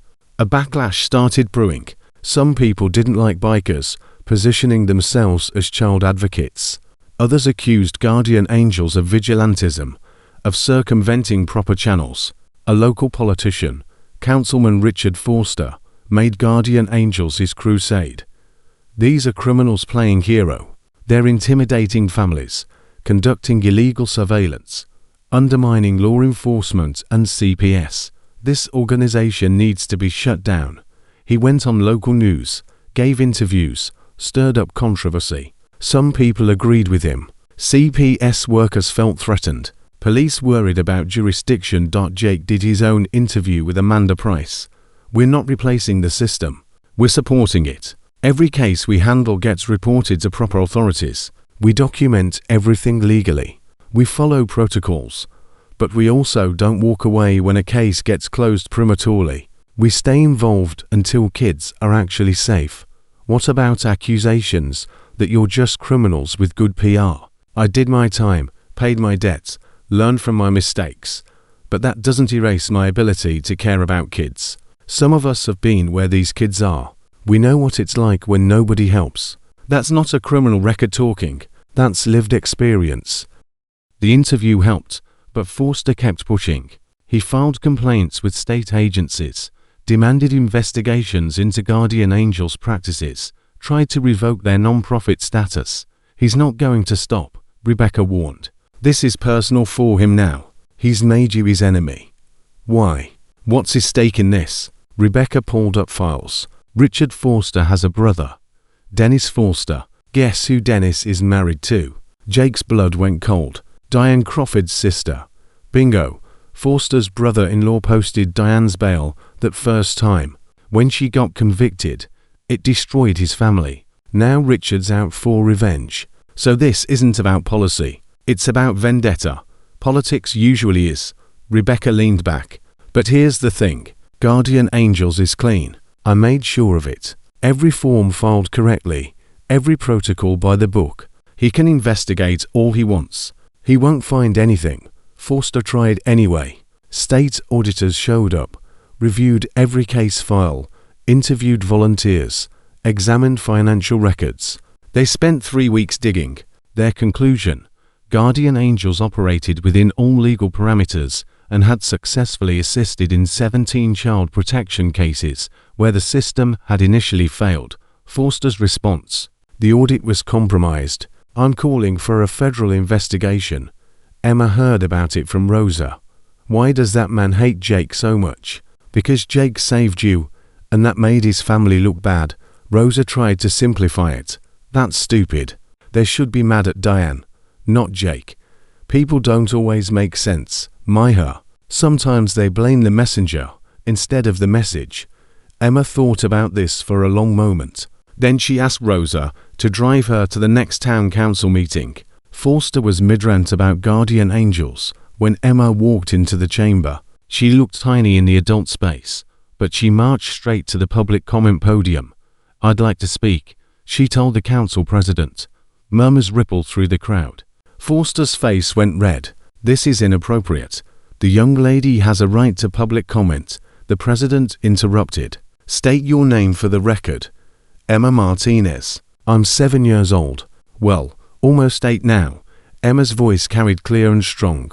"Mr. Forster keeps saying guardian angels is bad, that they're criminals who hurt families, but they saved my life. My stepmom tortured me for 2 years. I reported it. Teachers reported it. CPS came and left and nothing changed. I was going to die in that house. Then I met Jake Morrison, and he didn't walk away. He didn't say it wasn't his problem. He protected me when the system wouldn't." Forster tried to interrupt. "Young lady, you don't understand the complexities. I understand that I'm alive because of those bikers. I understand that 17 other kids are safe now because guardian angels helped them. I understand that you're mad because your sister-in-law is in prison where she belongs." Emma's eyes blazed. "And I understand that you're trying to destroy the people who saved me because you care more about your family's reputation than about protecting kids." The room erupted. Half the crowd stood and applauded. The other half shouted. Forster went purple. "Order." The council president banged his gavel. "Order in this chamber." Emma stepped down from the podium. Jake was waiting at the back along with Rosa, Marcus, Tommy, and Carlos. He picked her up, hugged her tight. "You didn't have to do that." "Yes, I did. He was lying about you." Emma buried her face in Jake's shoulder. "I won't let anyone hurt you. Not after everything you did for me." The council meeting continued, but the damage to Forster's campaign was done. Emma's testimony hit social media within minutes. By morning, it was national news. Abuse survivor, 7, defends bikers who saved her life. Public opinion swung hard in guardian angels' favor. Forster's political opponents seized the opportunity. Within a month, Forster resigned from the council amid mounting pressure. But the victory felt hollow to Jake. "We shouldn't have had to fight this hard to protect kids. That's what kills me. We're doing the work the system should do, and we get attacked for it. Welcome to advocacy," Rebecca said dryly. "You threaten the status quo. The status quo fights back. But you won. That's what matters." Spring brought new challenges. Emma's 8th birthday was approaching, and she wanted to do something special. "I want to have a party at the garage. Invite all the kids guardian angels helped. Show them they're not alone." Emma's therapy had taught her the power of community. "We could call it the Survivors Celebration." Jake loved the idea. So did Rosa. They planned it for Emma's birthday, April 15th. Invitations went out to 23 children guardian angels had assisted over the past 6 months. 17 showed up with their families, kids ranging from 5 to 14, all carrying their own trauma, all taking tentative steps toward healing. Emma greeted each one personally. "I'm Emma. I'm really glad you came." A 12-year-old girl named Sophia hung back, arms crossed defensively. "My mom made me come. Said you'd understand what I've been through. But nobody understands. Try me," Emma said quietly. Sophia looked at her, really looked, saw something familiar in Emma's eyes. "My stepdad used to lock me in the basement. Said I was worthless. Said nobody would believe me if I told. Mine made me hold heavy books over my head until I passed out. Said the same thing." Emma held out her hand. "Want some cake? Tommy made it, and he's terrible at baking. But we're going to eat it anyway." because that's what family does. Sophia took her hand. They walked inside together. Jake watched from the garage bay, chest tight with emotion. Marcus stood beside him. She's healing. Yeah, and helping others heal at the same time. Jake shook his head. Kids stronger than any Marine I served with. The party became a turning point. Those 17 kids formed bonds, exchanged contact information, created their own support network. Parents connected, shared resources, found community in shared trauma, and guardian angels grew. By summer, they had chapters in 12 states, over 100 volunteers, a partnership with 3 major universities studying childhood trauma, real funding from foundations that saw the value in community-based intervention. But growth brought growing pains. Not every case ended well. In June, they lost a 13-year-old boy in Salem who'd been reaching out for help, showing signs of abuse, working with a guardian angels volunteer. Before they could build a case strong enough for intervention, he took his own life. Jake got the call at 3 a.m. He sat in the dark garage, 4 hours afterwards, staring at nothing. Emma found him at dawn. Rosa had driven her over when Jake didn't answer his phone. I heard about Tyler, Emma said softly. The boy from Salem. We found him. Jake's voice was hollow. We were too slow, too careful, worried too much about following procedures, and not enough about saving him. You can't save everyone. My therapist told me that. She said, even people who do everything right sometimes lose. It's not about being perfect. It's about trying. Trying wasn't enough for Tyler. Emma climbed onto the couch beside him. No, but trying saved me and Sophia, and 16 other kids from the party, and all the other ones you've helped. Tyler's death isn't your fault. It's the fault of whoever hurt him, and the system that didn't protect him fast enough. I should have pushed harder, gone in sooner, maybe gotten arrested and shut down. And then you couldn't help anyone else.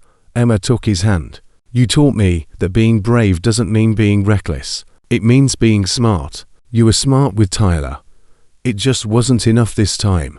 That's not the same as failing. Jake pulled her close. This kid, this incredible, resilient, wise beyond her years kid was teaching him lessons he should have learned decades ago.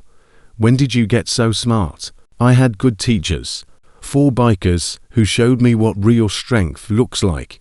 Tyler's death hit the whole Guardian Angels team hard.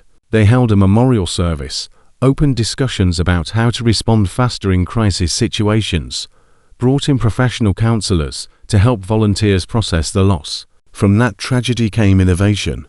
They created a 24-hour crisis hotline, established emergency protocols for kids in immediate danger, partnered with therapists who could provide same-day assessments. Tyler's legacy, Marcus said at a team meeting, is that we get better, we learn, we save the next one. Emma asked to speak at Tyler's memorial. Even though she'd never met him, she stood in front of 100 people and said, I wish I could have told Tyler that it gets better, that there are people who care, that surviving is possible.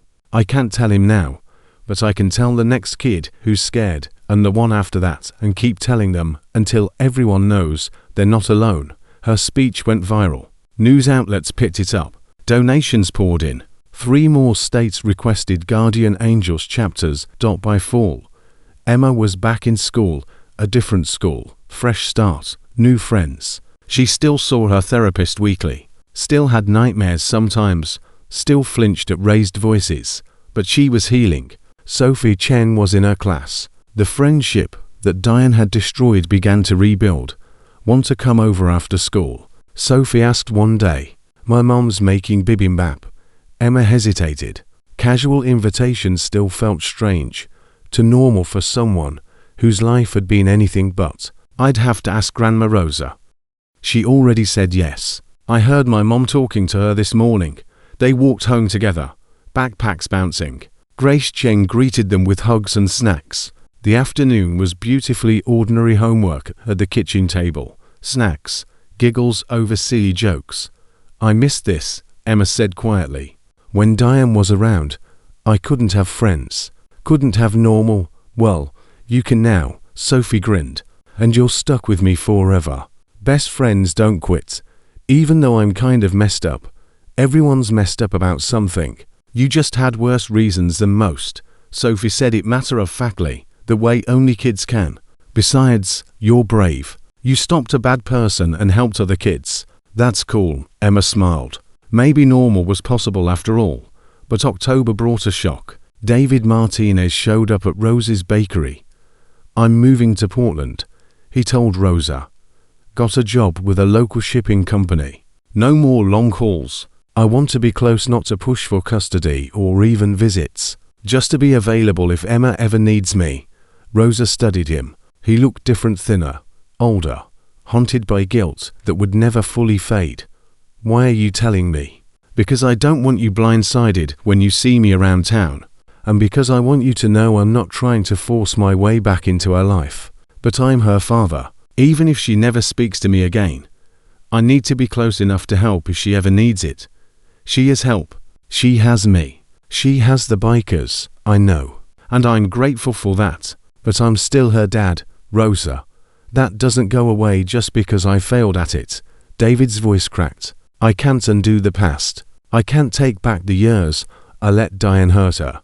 But I can be better going forward, even if that just means being in the same city, working an honest job, becoming someone she might not hate someday. Rosa wanted to stay angry. Anger was easier than compassion, but she saw genuine remorse in her son's eyes.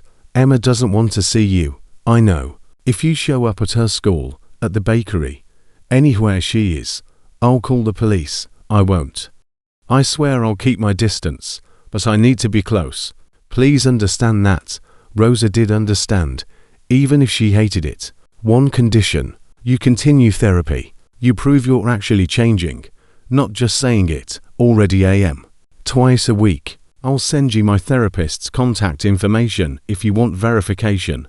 Emma heard about David's move with mixed feelings. I don't want to see him.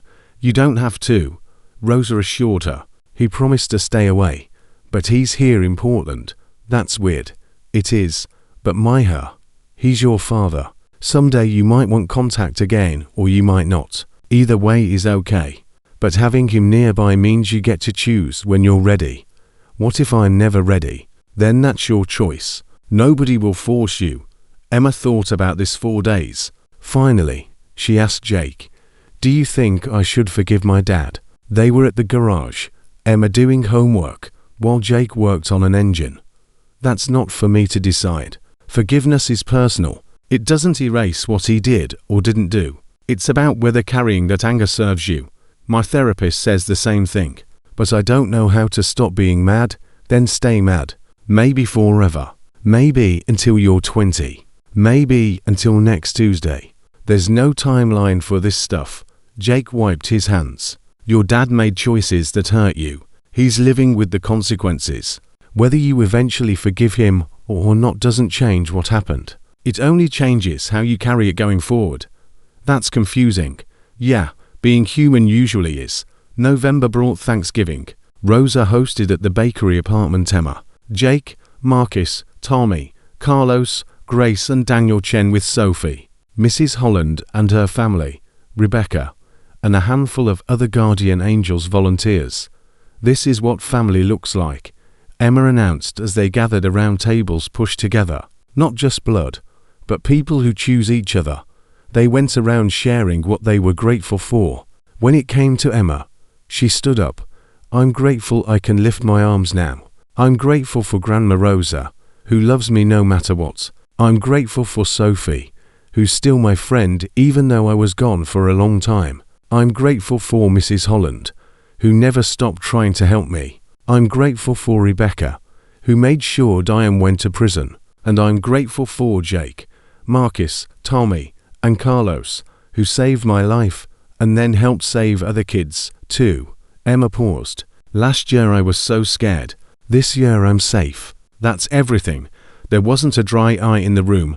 December brought the anniversary of Emma's rescue 9 months, since Jake had first seen her crying outside the garage. Guardian Angels decided to mark it with a fundraiser gala, their first major public event. Emma was invited to speak. She was terrified.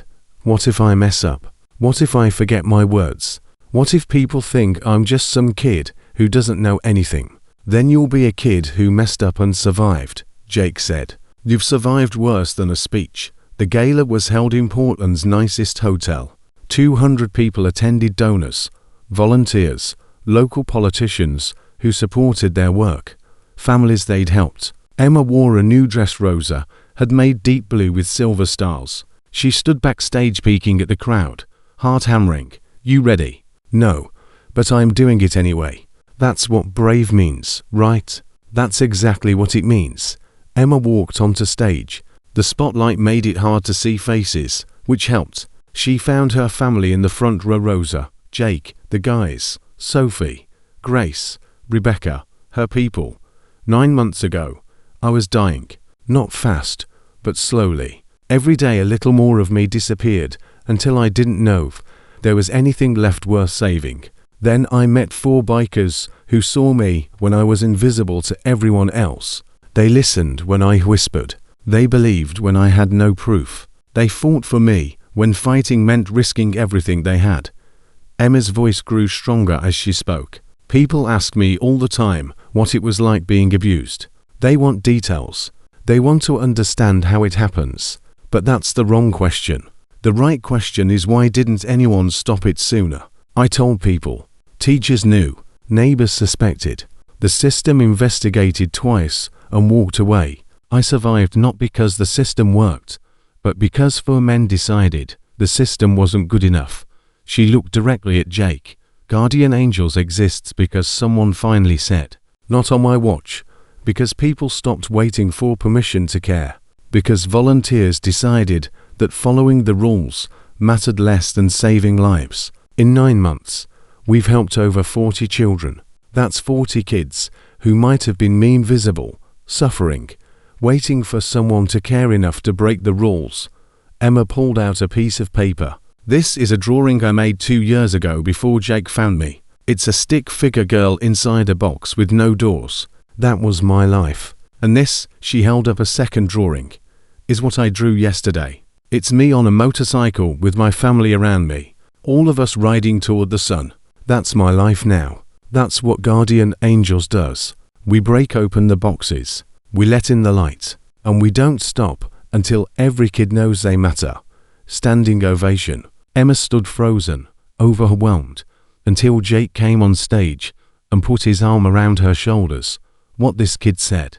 We're just here to make sure no child faces darkness alone. Thank you for supporting that mission. The gala raised $100,000. Guardian Angels hired 2 full-time social workers, rented office space, expanded the crisis hotline to 24/7 coverage.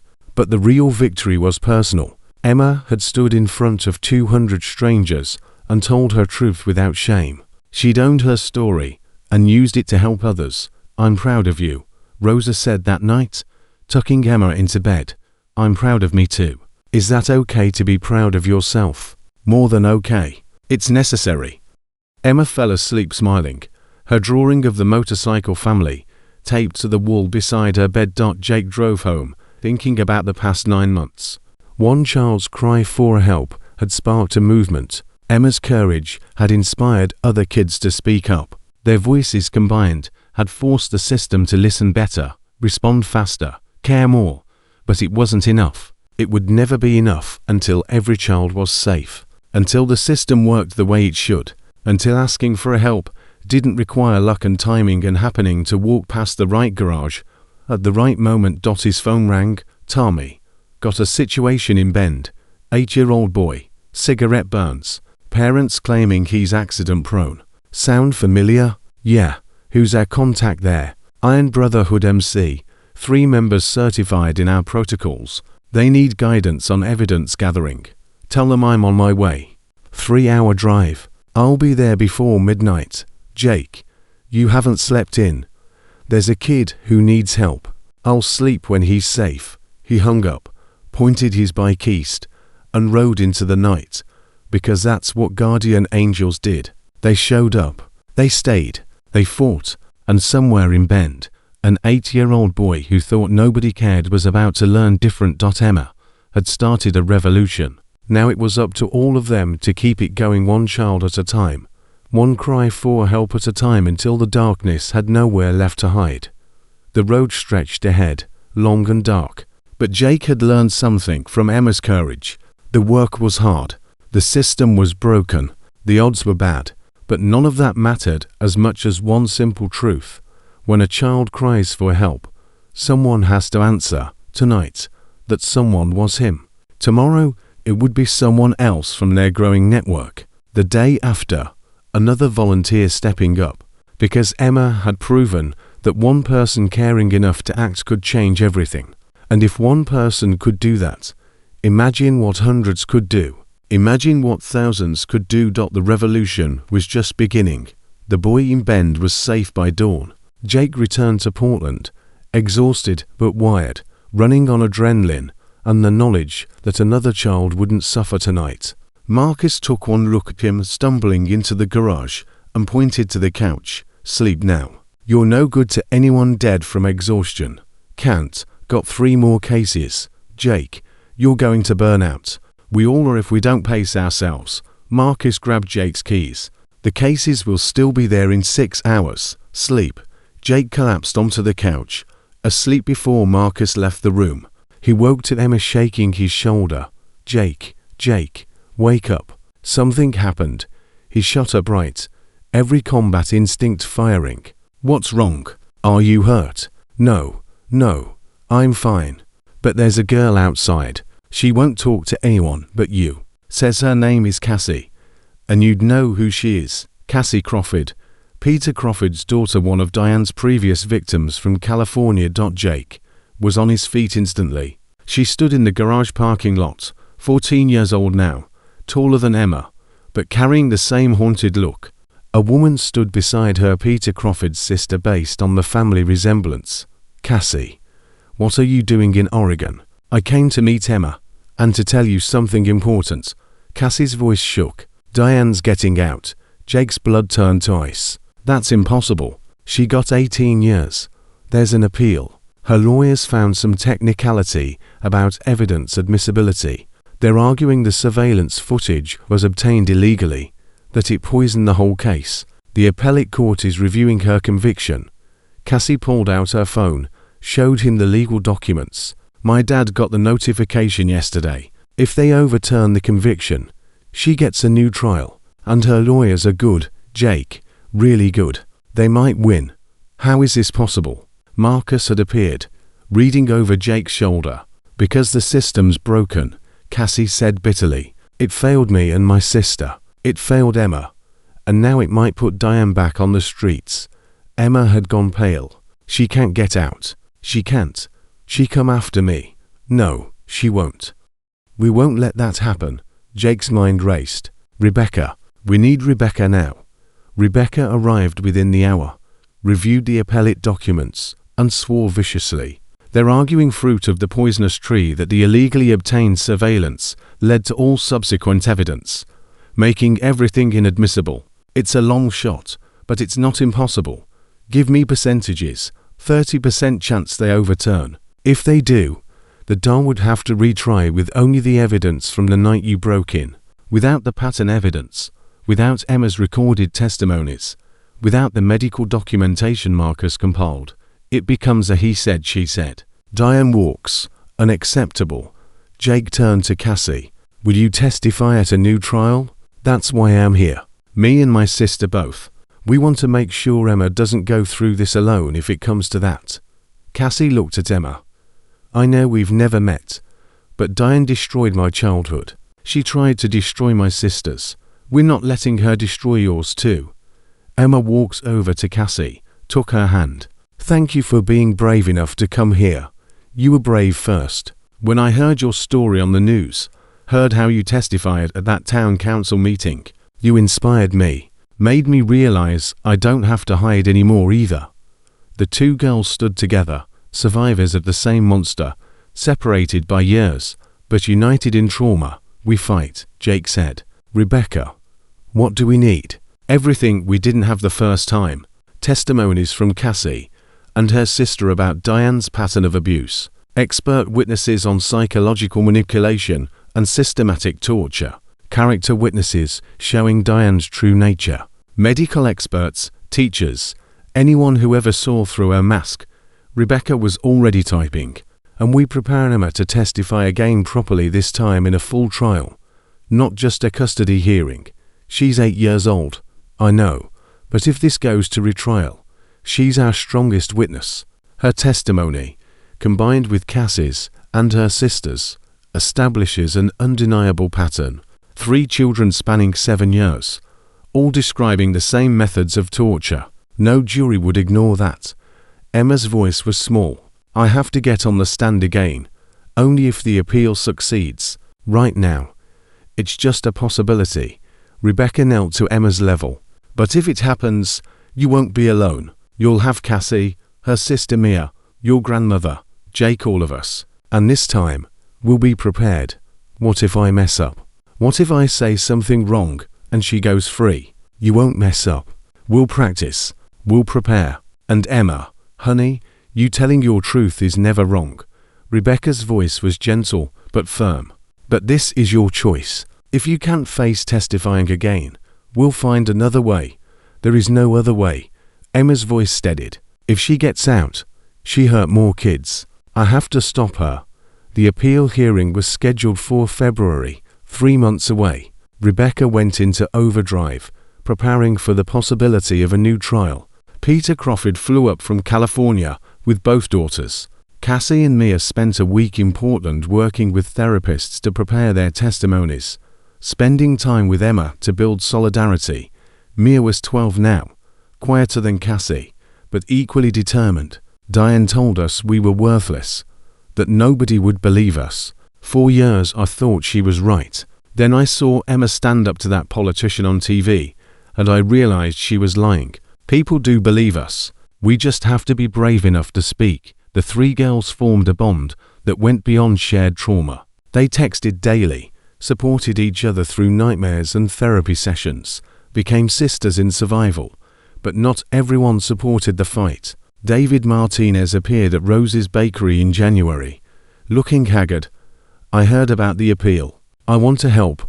Rosa blocked the door. How exactly do you plan to help? You couldn't even protect Emma when you lived in the same house. I know, but I'm different now. Therapy's helped me see how I failed her. I want to testify about how Diane manipulated me, how she hid her true nature. Maybe that helps establish her pattern of deception. Or maybe you testify and the defense tears you apart for being a negligent father who enabled abuse. You hurt Emma's case more than help it. Rose's anger hadn't faded. Stay away, David. You've done enough damage. But Emma overheard. She came down from the apartment, stood in the bakery doorway. Dad. David turned, hope and fear warring on his face. Emma, hi. You look good, healthy. I am healthy. No thanks to you. Emma's therapy had taught her to voice her feelings. Why are you here? I want to help. I want to testify against Diane if there's a new trial. Why? Guilty conscience. Yes. But also because you deserve justice, and I failed to give you that before. Let me help now. Emma studied her father. This man who created her and abandoned her, and was now desperately trying to make amends. Rebecca says you testifying might backfire. That Diane's lawyers could use you to show Emma had a troubled home environment beyond just Diane. They could, but they could also try that anyway. At least if I testify I control the narrative. I admit my failures. I take responsibility. That takes away their ammunition. Rosa started to protest, but Emma held up her hand. Let me think about it. David nodded, backed away. Take all the time you need. I'll be here if you decide yes. After he left, Rosa exploded. You're not seriously considering. I don't know what I'm considering, but he's trying. Grandma, for the first time ever, he's actually trying. Emma sat at one of the bakery tables. I'm not ready to forgive him. Maybe I never will be. But if his testimony helps put Diane away forever, maybe I use it. That's very mature of you. My therapist says trauma either makes you grow up too fast or keeps you stuck as a child. I chose growing up. Emma's smile was sad. I didn't get to be a normal kid anyway. Might as well use it. The appellate hearing arrived on a cold February morning. Jake, Marcus, Tommy, and Carlos rode to the courthouse together. Emma and Rosa in Rebecca's car, Cassie and Mia with their father in a rental. They filled a whole row in the gallery. Diane was brought in wearing prison orange. She'd lost weight, hair pulled back severely, trying to look sympathetic. When she saw Emma, Cassie, and Mia sitting together, her expression flickered surprise, then rage. Then the mask came back down. The appellate judges heard arguments for 2 hours. Diane's lawyers were slick, expensive, arguing constitutional violations and illegal surveillance. The state's attorney countered that the surveillance, while problematic, hadn't been the foundation of the case. Emma's injuries the night of her rescue, documented by hospital staff and police, were sufficient for conviction. Regardless of prior evidence, the appellants claim that all evidence stemmed from illegal surveillance ignores the independent discovery by law enforcement. On the night of November 16th, the prosecutor argued officers responding to a domestic disturbance found a child bound with zip ties, fresh welts from a belt, and the defendant actively in the process of abuse. That evidence stands regardless of what came before. Diane's lawyer fired back. The police response was triggered by the appellant's illegal surveillance and stalking. Had Mr. Morrison been conducting criminal activity, officers would never have responded. The entire chain of events is fruit of the poisonous tree. The judges asked pointed questions, took notes, gave no indication of their thinking. After 2 hours, the chief judge spoke. This court will take the matter under advisement. We will issue a ruling within 60 days. Until then, the appellant remains in custody. 60 days. 2 months of waiting to learn if Diane walked free or stayed locked up. Emma held it together until they reached the parking garage, then broke down, sobbing, "I can't do this again. I can't wait 2 months wondering if she's coming back." Jake picked her up. She was getting too big for this, but he did it anyway. "Listen to me. Whatever happens, we're prepared. If she gets out, we have restraining orders ready to file. We have safe houses. We have a whole network of people watching out for you. She will not touch you again. You can't promise that, you're right. But I can promise I'll die trying to keep you safe. Is that good enough?" Emma buried her face in his shoulder. "I just want this to be over. I want to stop being scared. I know, baby girl. I know." The wait was brutal. Rebecca filed preemptive motions for restraining orders, emergency custody confirmations, every legal protection she could think of. The Guardian Angels network went on high alert. If Diane was released, they'd know within minutes, and Emma would disappear into protective custody. School became difficult for Emma. Kids asked questions about the appeal, having seen news coverage. Some were supportive, others were cruel in the way only children can be. "My mom says your stepmom might go free because you lied," one girl said at recess. Sophie Cheng got in the girl's face immediately. "Emma didn't lie. My mom saw the bruises. My family testified. You don't know anything, but the damage was done." Emma went quiet, stopped raising her hand in class, ate lunch alone except for Sophie. Mrs. Holland called Rosa. "Emma's regressing. She's withdrawn again, anxious. Is there anything I can do? Just keep her safe. Let her know she's believed. That's all any of us can do right now." March came with no ruling. April arrived. Emma's 9th birthday passed quietly. She didn't want a party, didn't want attention, just wanted to be invisible until the court decided her fate. Then on April 23rd, the ruling came. Rebecca called Jake at 9 a.m. The appeal was denied. Conviction stands. Diane stays in prison for the full 18 years. Jake actually sat down, knees weak with relief. Say that again. The appellate court ruled that the evidence collected on the night of Emma's rescue was independent of prior surveillance. They acknowledged the surveillance was problematic, but determined it didn't taint the core evidence. Diane's conviction stands. It's really over. She's not getting out. Emma's safe. Jake called Rosa, who called the school, who pulled Emma from class to give her the news. Emma stood in the principal's office, phone to her ear, listening to Rosa cry with relief. "She's not getting out. She's not getting out. Myha, you're safe. It's over." Emma hung up and burst into tears. The principal, a kind woman named Dr. Chen, who a relation to Grace, let her cry, then called Sophie from class to sit with her friend. That afternoon, guardian angels threw an impromptu celebration at the garage. Emma arrived to find decorations, cake, and the entire team waiting. "This is weird," Emma said, laughing through tears. "Celebrating someone staying in prison. We're not celebrating her imprisonment.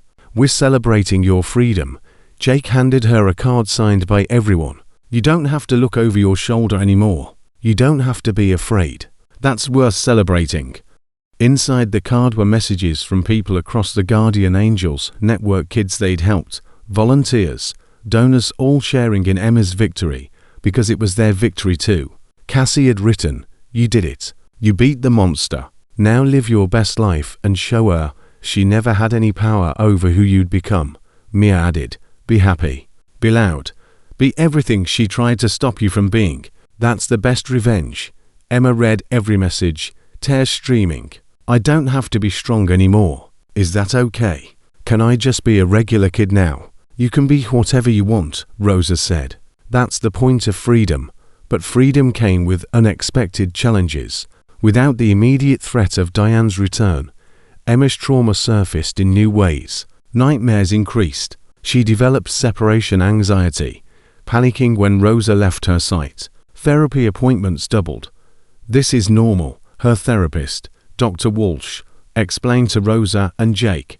"When you're in survival mode, you suppress a lot of emotions to stay functional. Now that she's safe, her brain is processing everything she couldn't process before. It's going to get worse before it gets better." "How much worse?" Jake asked. "Hard to say. Every kid's different. But Emma's resilient. She come through this. She just needs support and patience." The nightmares were the worst.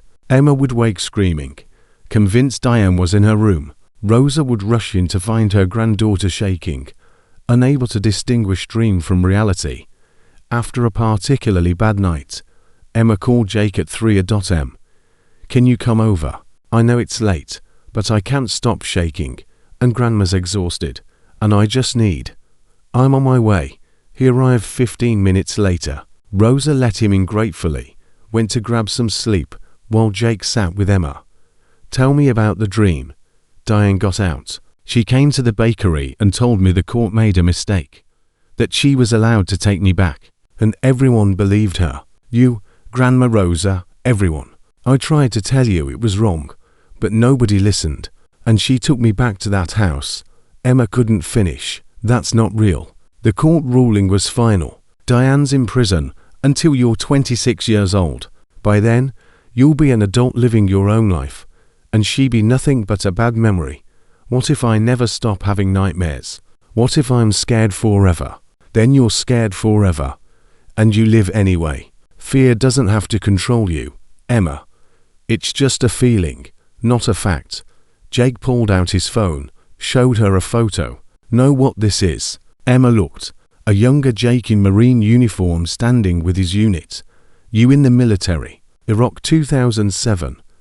I was 23 years old and absolutely terrified every single day. IDs, snipers, ambushes. Any moment could be your last. I had nightmares 4 years after I got back. Still have them sometimes. Really. But I learned something important. Bravery isn't the absence of fear.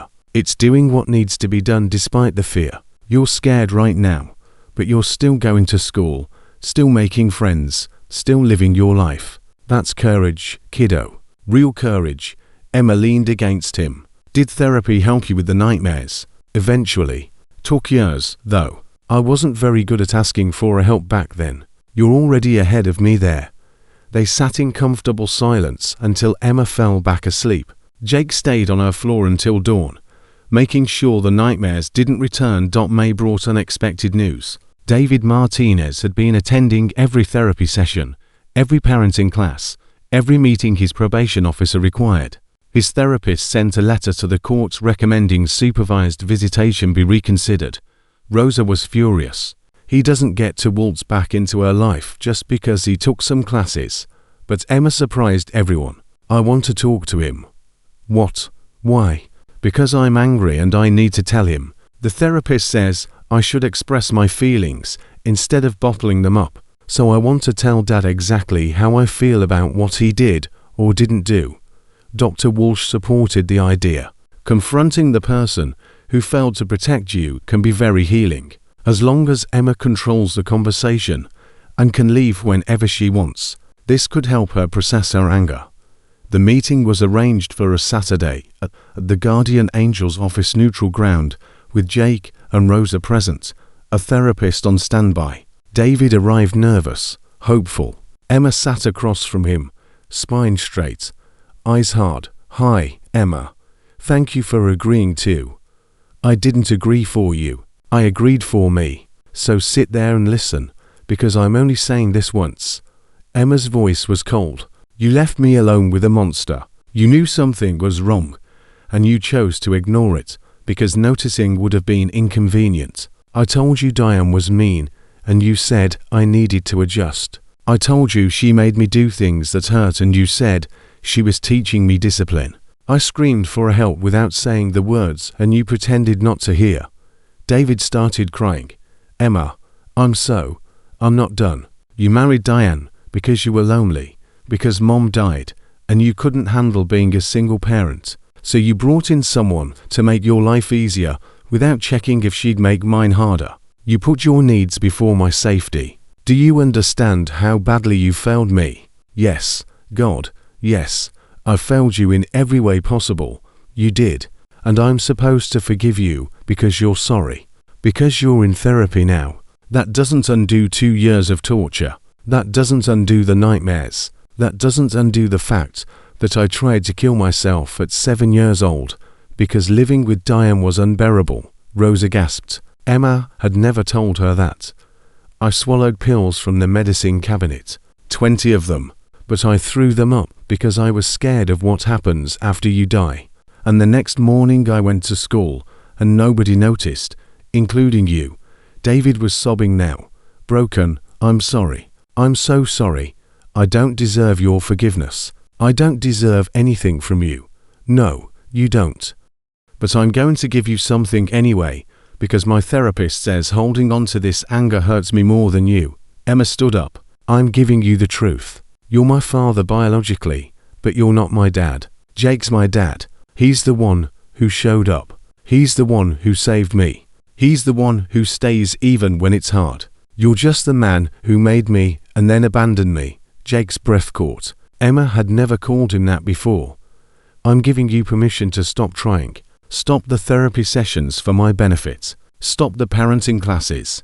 Stop trying to earn back a relationship we never really had. Move on with your life and let me move on with mine." Emma headed for the door, then turned back. "But I'm also giving you something else. I'm forgiving you. Not because you deserve it, but because I don't want to carry you around anymore. I'm done being angry. I'm done giving you space in my head. I'm just done with you." She walked out. Rosa and Jake followed. Behind them, David Martinez collapsed in his chair, destroyed by the truth he'd spent years avoiding. Outside, Emma was shaking. "I said it. I finally said everything I needed to say. How do you feel?" Rosa asked, lighter, like I put down something heavy. Emma looked at Jake. "I meant what I said in there about you being my dad. Is that okay?" Jake's voice was rough with emotion. "That's more than okay. That's an honor. Good, because I'm going to start calling you Dad now. Just so you know," she said it so casually. This earth-shattering statement. Jake picked her up, held her close. "Works for me, kiddo. Works for me just fine." June brought the end of the school year. Emma's report card showed improvement. Her grades had climbed. Her teachers noted increased participation and confidence. She'd made 3 new friends beyond Sophie, joined the art club, even tried out for the school play. "I got the part of the narrator," she told Jake excitedly. "It's not a big role, but I get to tell the story of what happens. Kind of perfect, right? Completely perfect." The school play was about overcoming challenges, finding courage, choosing kindness. Emma's narration tied the scenes together, her voice clear and confident. Jake sat in the audience with Rosa, Marcus, Tommy, Carlos, Grace and Daniel Chen, Rebecca, Mrs. Holland, and dozens of others from the Guardian Angels network. When Emma took her bow, the applause was thunderous. Backstage afterward, Emma was mobbed by supporters, but she found Jake and pushed through the crowd to hug him. Did I do good? You did great. I'm so proud of you. I'm proud of me too.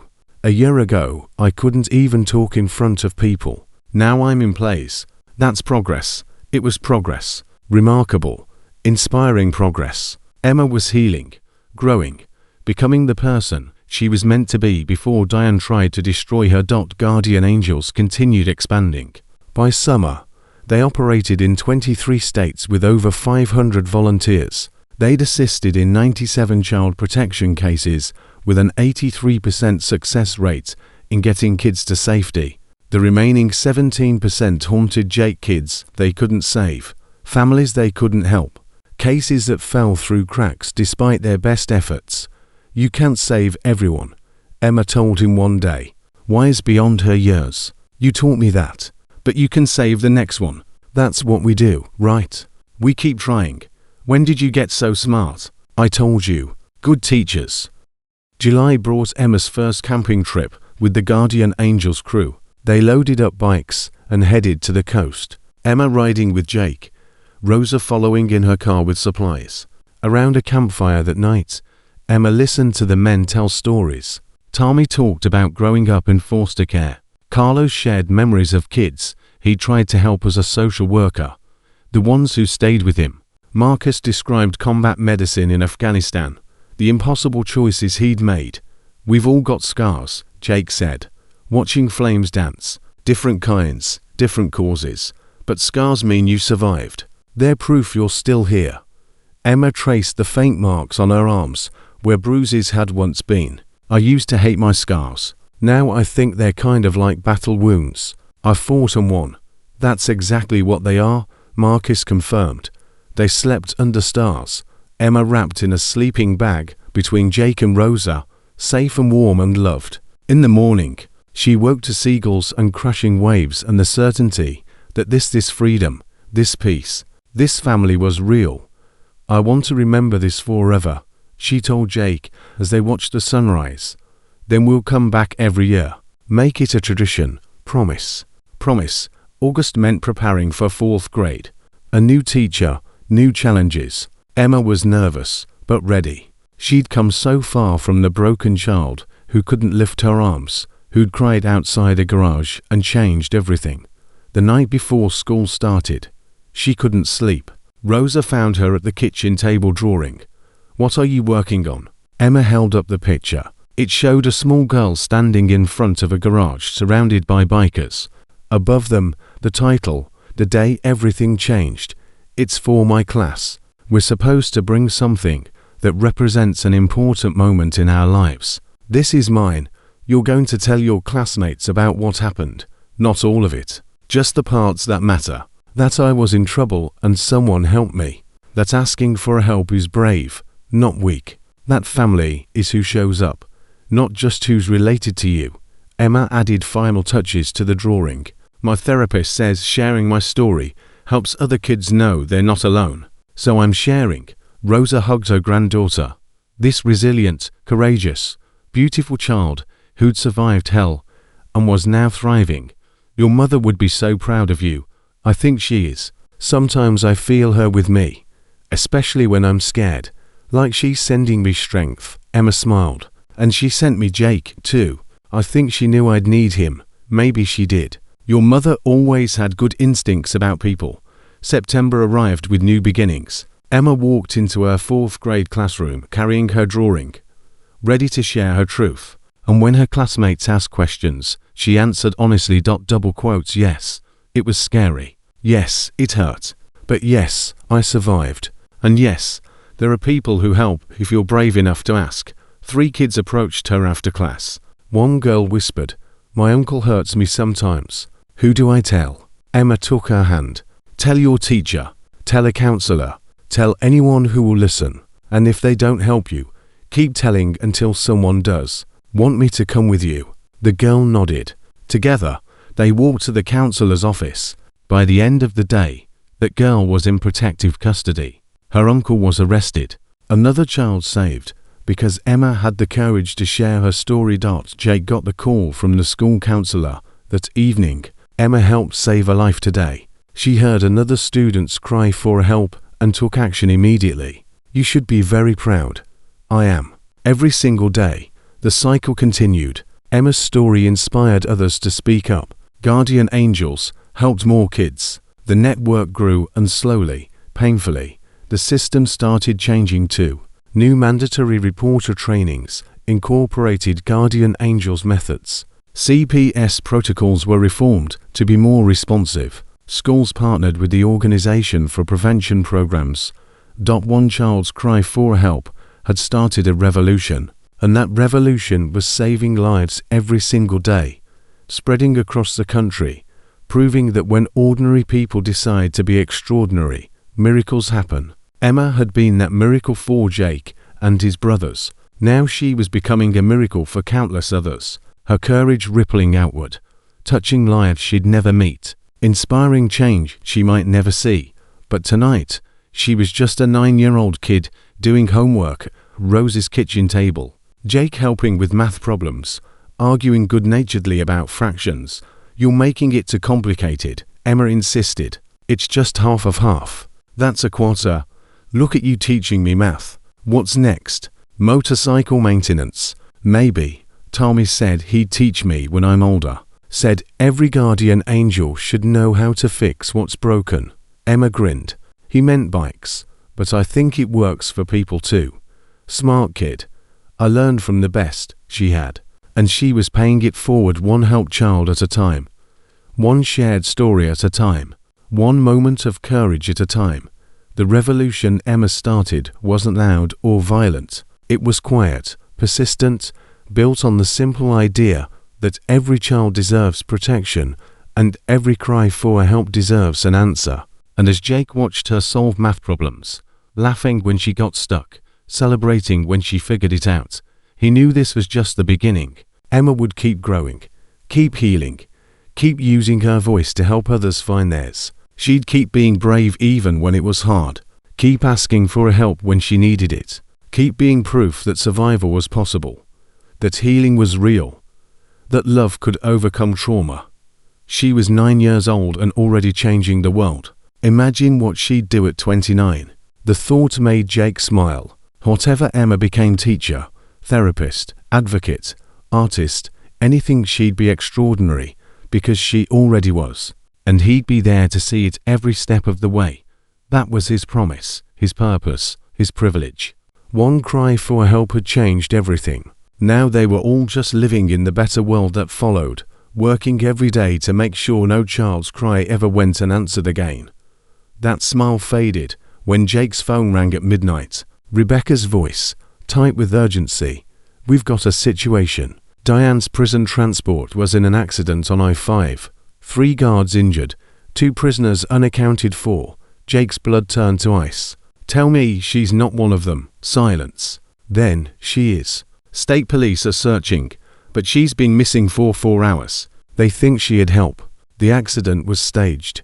Emma. I need to get to Emma. Already called Rosa. They're locking down the bakery. I'm sending 2 off-duty cops to stand guard. Jake, Diane knows where Emma lives. She knows where she goes to school. She's had 18 months in prison to plan this. Jake was already moving, shouting for Marcus and Tommy. How far could she get in 4 hours? If she had a car waiting, she could be in Portland already. Carlos burst through the door, weapon in hand. I heard. What's the play? We move Emma now. Get her somewhere Diane can't find. Jake grabbed his keys. Marcus, you're with me. Tommy, Carlos, sweep the bakery perimeter. Anyone suspicious, you call it in. We're not taking chances. They roared through empty streets. Jake's Holly hitting 90 on straightaways. His mind raced faster than the bike. Diane was smart, calculating, patient. She'd been planning this escape for months. Maybe from the moment her appeal failed, and her target was obvious. Rosa met them at the bakery door. Emma clutched to her chest. The child was crying, shaking. She's coming for me. I know she is. Not if we move first. Jake scooped Emma up. Pack a bag. 5 minutes. Only essentials. Where are we going? Rosa demanded. Carlos's cabin. Same place we took you during the appeal. It's off-grid. No electronic trail. Diane can't find what doesn't exist on paper. What about my school? My friends? I can't just disappear. You can and you will until she's caught. Jake's voice was steel. I'm not risking you, Emma. Not for school. Not for anything. They loaded into Marcus's truck. Less conspicuous than motorcycles. Tommy and Carlos followed in a second vehicle, armed and alert. The convoy headed east, away from Portland into the mountains. Emma sat wedged between Jake and Rosa, silent now, but trembling. What if she finds us anyway? Then she goes through me first. Jake checked his mirrors for the 100th time. And brother, that's not happening. They reached the cabin at 3 a.m. Carlos had it stocked for emergencies: food, water, weapons, communications equipment. Marcus set up a perimeter alarm system while Tommy checked all entry points. We're secure, Tommy reported. Motion sensors on all approaches. Cameras on the access road. Anything bigger than a deer comes within a quarter mile. We'll know. Rosa got Emma settled in the back bedroom, but the child wouldn't sleep. She sat upright, eyes wide, jumping at every sound. I thought it was over. The court said she couldn't get out. They promised. The court didn't plan on a staged prison break. Jake sat beside her. But Emma, listen to me. We're not the same people we were 2 years ago. We're prepared now, organized. We've got resources, people, protocols. Diane's running blind with every cop in Oregon looking for her. She won't get close. You can't know that. You're right. But I can promise to do everything in my power to keep you safe. And this time, I've got a whole lot more power than I did when you were just a scared kid outside my garage. Emma leaned against him. I'm still scared. That's smart. Fear keeps you alert. But don't let it control you. We've got this. Dawn broke with no sign of Diane. Jake got updates every hour. State police had found the abandoned transport van, tracked Diane's movements to a rest stop where a civilian car had been stolen. Security footage showed her changing clothes, cutting her hair. She was headed north toward Portland, exactly as they predicted. She go to the bakery first, Rebecca said over the phone. When she finds it empty, she try the school. We've got both locations covered, plainclothes officers waiting. The moment she shows, we've got her. Unless she's smarter than that. Unless she knows we'd anticipate those moves. Jake paced the cabin's small living room. She's had 18 months to plan this. She won't make obvious mistakes. So what's her play? She goes after someone Emma cares about. Uses them as leverage to draw her out. Jake's mind worked through possibilities. Sophie. Grace Chen. Mrs. Holland. She hurts someone Emma loves and waits for Emma to surface. Rebecca swore. I'll get protection on all of them. Jake. We can't cover everyone. Portland's a big city. Then we narrow the field. Who would Emma sacrifice herself for? Emma appeared in the doorway. Having heard everything. Me. She'd use me as bait by threatening me. That doesn't make sense. No. Think about it. Diane doesn't want to hurt other people. She wants to hurt me. So she threatened to hurt me publicly. Force me to come to her. Make me choose to give myself up. Emma's voice was eerily calm. She'd go to the news. Tell them I'm in danger. That I've been kidnapped by bikers. That she escaped to save me. Turn public opinion against you. Jake stared at her. When did you learn to think like a manipulator? I lived with one for 2 years. I know how Diane's mind works. Emma sat at the table. She played the victim. Say she was falsely imprisoned. That her conviction was based on lies. That I'm being held against my will by the same criminals who framed her. She make me the villain. Nobody would believe that. Some people would. Enough to cause problems. Enough to force us to prove I'm safe. Which means revealing where we are. Emma looked at Jake with eyes too old for 9 years. We can't hide forever. Eventually we have to face her. Might as well do it on our terms. Absolutely not. You're not using yourself as bait. I'm not saying I should. I'm saying we need to think like she does. Anticipate her moves. She won't come to us. She make us come to her. Rosa had been listening quietly. Emma's right. Diane doesn't react. She orchestrates. We need to be smarter than her. Jake called Rebecca back. Put together a task force. I want surveillance on every news station, every social media platform, anywhere Diane could go public. The second she surfaces with a story, we counter it immediately, already on it. State police are coordinating with FBI. Now she crossed state lines when she hit that rest stop near the Washington border. This is federal. The wait was excruciating. Hours turned 2 days. Emma couldn't go to school, couldn't contact friends, couldn't have any digital footprint that Diane could trace. She was a ghost in her own life. I hate this, she told Jake on the 3rd day. I hate that she still has power over me, even from outside prison, even on the run. She's controlling my life, only temporarily. The net's closing.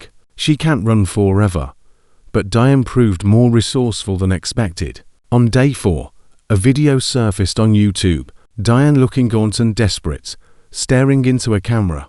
My name is Diane Crawford, and I'm the victim of a terrible injustice. 18 months ago, was convicted of abusing my stepdaughter Emma, based on fabricated evidence from a criminal biker gang. I loved that child like she was my own. Tried to provide structure and discipline after her mother's death.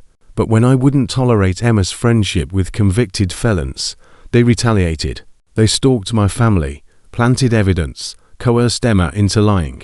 The justice system failed me, so I'm fighting back the only way I can by telling the truth. Emma, sweetheart, if you're seeing this, I'm coming for you. Not to hurt you, but to save you from the men who've brainwashed you. I love you. I've always loved you. The video went viral within hours. Comments flooded in, some supportive of Diane, others calling her delusional, most just confused by competing narratives. Emma watched it with trembling hands. She's good, really good.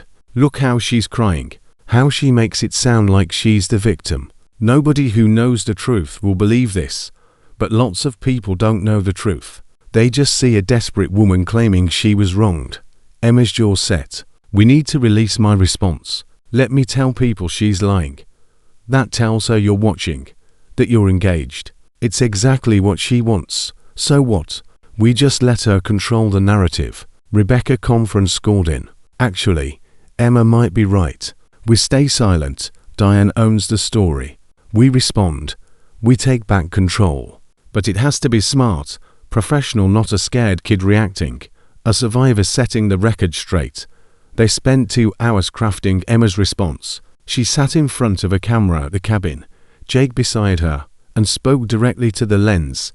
I'm Emma Martinez. I'm 9 years old. The woman in that video, Diane Crawford, tortured me for 2 years. She made me hold heavy books over my head until I passed out. She locked me in closets. She starved me. She beat me. She threatened to kill me if I told anyone. When I finally found the courage to ask for help, the men she's calling criminals saved my life. They documented the abuse. They worked with lawyers and police. They followed every legal protocol. A court convicted Diane based on overwhelming evidence, medical records, testimony from multiple witnesses, her own previous conviction for abusing her ex-husband's children. She's not a victim. She's a predator. And I'm not afraid to say that anymore. Emma's voice never wavered. She looked directly at the camera, powerful and clear. Diane, if you're watching this, know that I'm not the scared 7-year-old you remember. I'm stronger now. I have people who protect me, and you will never hurt me or anyone else again. Turn yourself in. Face justice, because the longer you run, the worse it gets for you. They posted the video to Guardian Angel's official channels. Within an hour it had 100,000 views. Within 3 hours, 1 million. The comments shifted overwhelmingly in Emma's favor. But Jake knew they just made themselves visible. Diane now knew Emma was alive, safe, and fighting back, which meant Diane's next move would be desperate. He was right. That night, Grace Cheng called, voice shaking. Someone tried to break into our house. Daniel scared them off, but we saw her. Jake, it was Diane. She was trying to get to Sophie.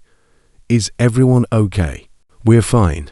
Police are here, but she knows where we live. She knows Sophie is Emma's best friend. Pack a bag. You're coming to the cabin, all of you. We can't just abandon our home. You can and you will. Diane's escalating. She's desperate. Desperate people do desperate things. Jake's voice was iron. I'm sending Tommy to get you. Be ready in 20 minutes. The Chens arrived by midnight. Sophie running to hug Emma the moment she saw her. Are you okay? I saw your video. You were so brave. I was terrified. But I couldn't let her lie about Jake and the guys. Emma held her friend tight. I'm sorry you're in danger because of me. You're not in danger because of me. Emma. Grace corrected firmly. You're in danger because Diane Crawford is a monster who can't accept that she lost. That's not Emma's fault.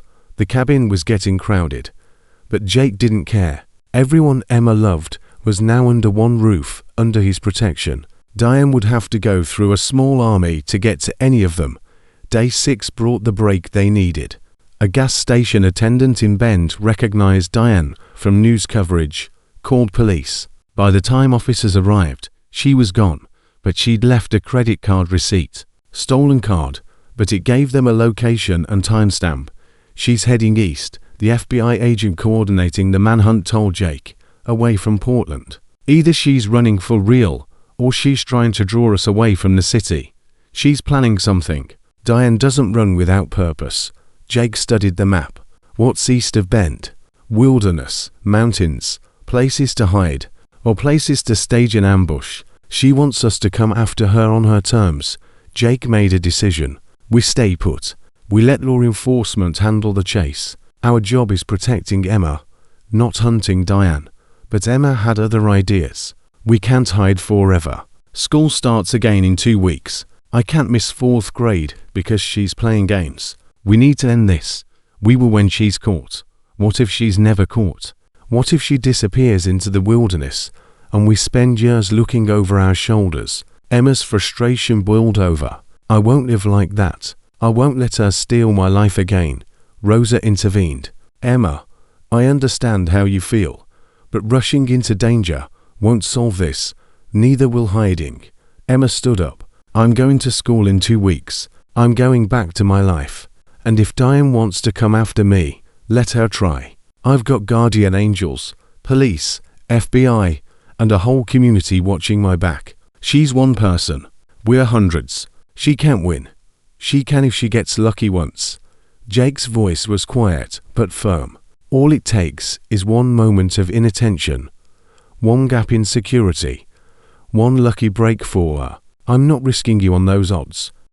They reached an impasse. Emma wanted her life back. Jake wanted her safe. Those goals were currently mutually exclusive. The decision was taken out of their hands on day 8. Diane walked into a Portland police station and surrendered. Jake got the call at dawn. She just turned herself in. No lawyer, no demands. Said she wanted to tell her side of the story and then accept whatever punishment came. That doesn't make sense. Why run for 8 days just to surrender? Maybe she realized she couldn't win. Or maybe she's playing a longer game. Rebecca met Diane at the station, observing the interrogation through one-way glass. Diane looked exhausted, defeated. Nothing like the calculating predator she'd been. I made a mistake, Diane told the detectives. The escape, the video, everything. I just wanted to see Emma one more time. To apologize. To tell her I was sorry for how things ended. You tortured that child for 2 years. You expect anyone to believe you want to apologize. I was under stress. David traveled constantly. I was overwhelmed trying to raise a child who wasn't mine, who resented me for not being her mother. I made mistakes, terrible mistakes, but I never meant to hurt her. The detective wasn't buying it. Your ex-husband's children tell a different story. Pattern of systematic abuse across multiple victims. That's not stress. That's predatory behavior. Diane's mask slipped. Just for a second, rage flashed across her face before she locked it down. I'd like to speak with Emma. Let me apologize to her directly. Absolutely not. I'm surrendering. I'm cooperating. All I'm asking is 10 minutes to tell a child I'm sorry. Is that really too much? Rebecca called Jake. She's asking to see Emma. Claims she wants to apologize. Hell no. That's what I said. But Jake, she's playing an angle. She doesn't do anything without purpose. She's planning something. Then let her plan from a cell. Emma's not going anywhere near her. But Emma, listening on speakerphone, had different ideas. I want to see her. Emma, not alone. Not without you there.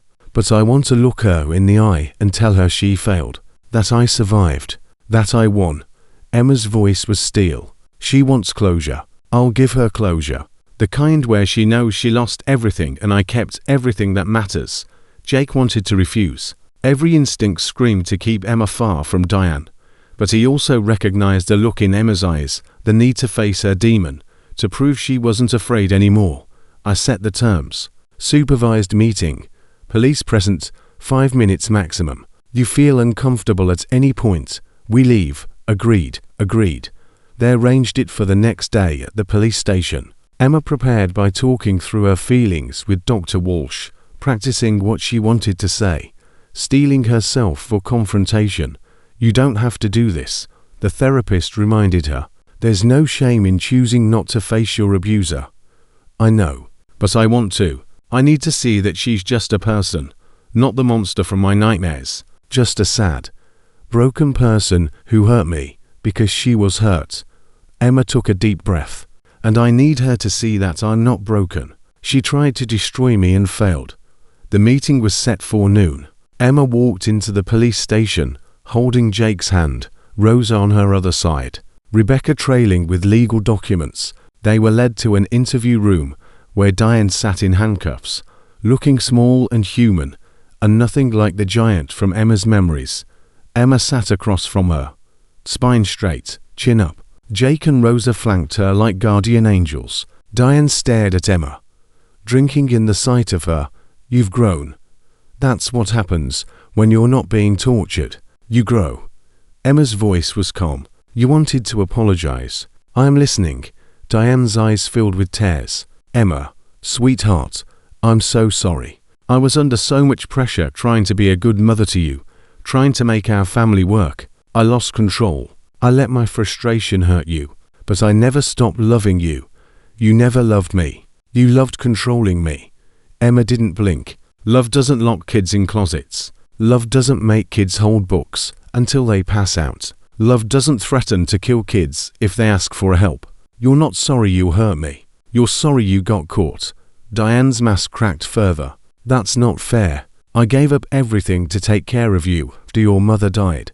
You gave up nothing. You saw a lonely man with a kid and thought it would be easy. Then you found out I wasn't easy. I was a real person with feelings and needs, and you couldn't control that. So you tried to break me into compliance. Emma leaned forward. But I didn't break. You tortured me for 2 years and I didn't break. I survived. I escaped. I testified. I won. And you're going to spend the rest of your life in prison knowing you failed.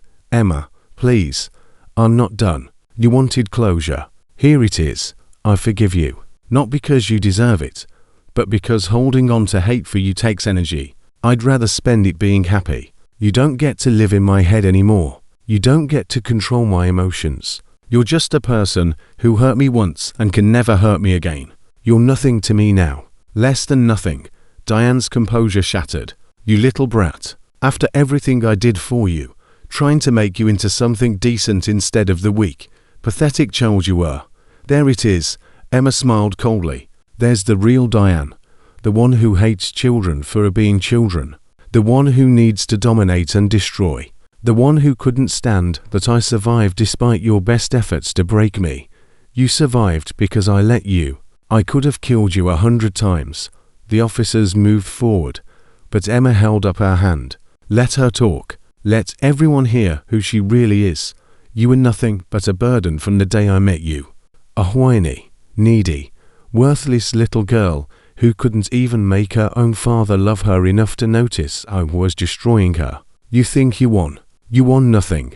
You're damaged forever. Every relationship you ever have will be poisoned by what I did to you. Every time you trust someone, you'll remember that trust got you tortured. I'm in prison, but I'm still in your head. I'll always be in your head. That's my victory. Emma stood up calmly. You're wrong about one thing. You're not in my head. You're just a bad memory that gets smaller every day. You're yesterday's monster, and I'm tomorrow's survivor. Watch me prove it." She walked out head high while Diane screamed curses behind her.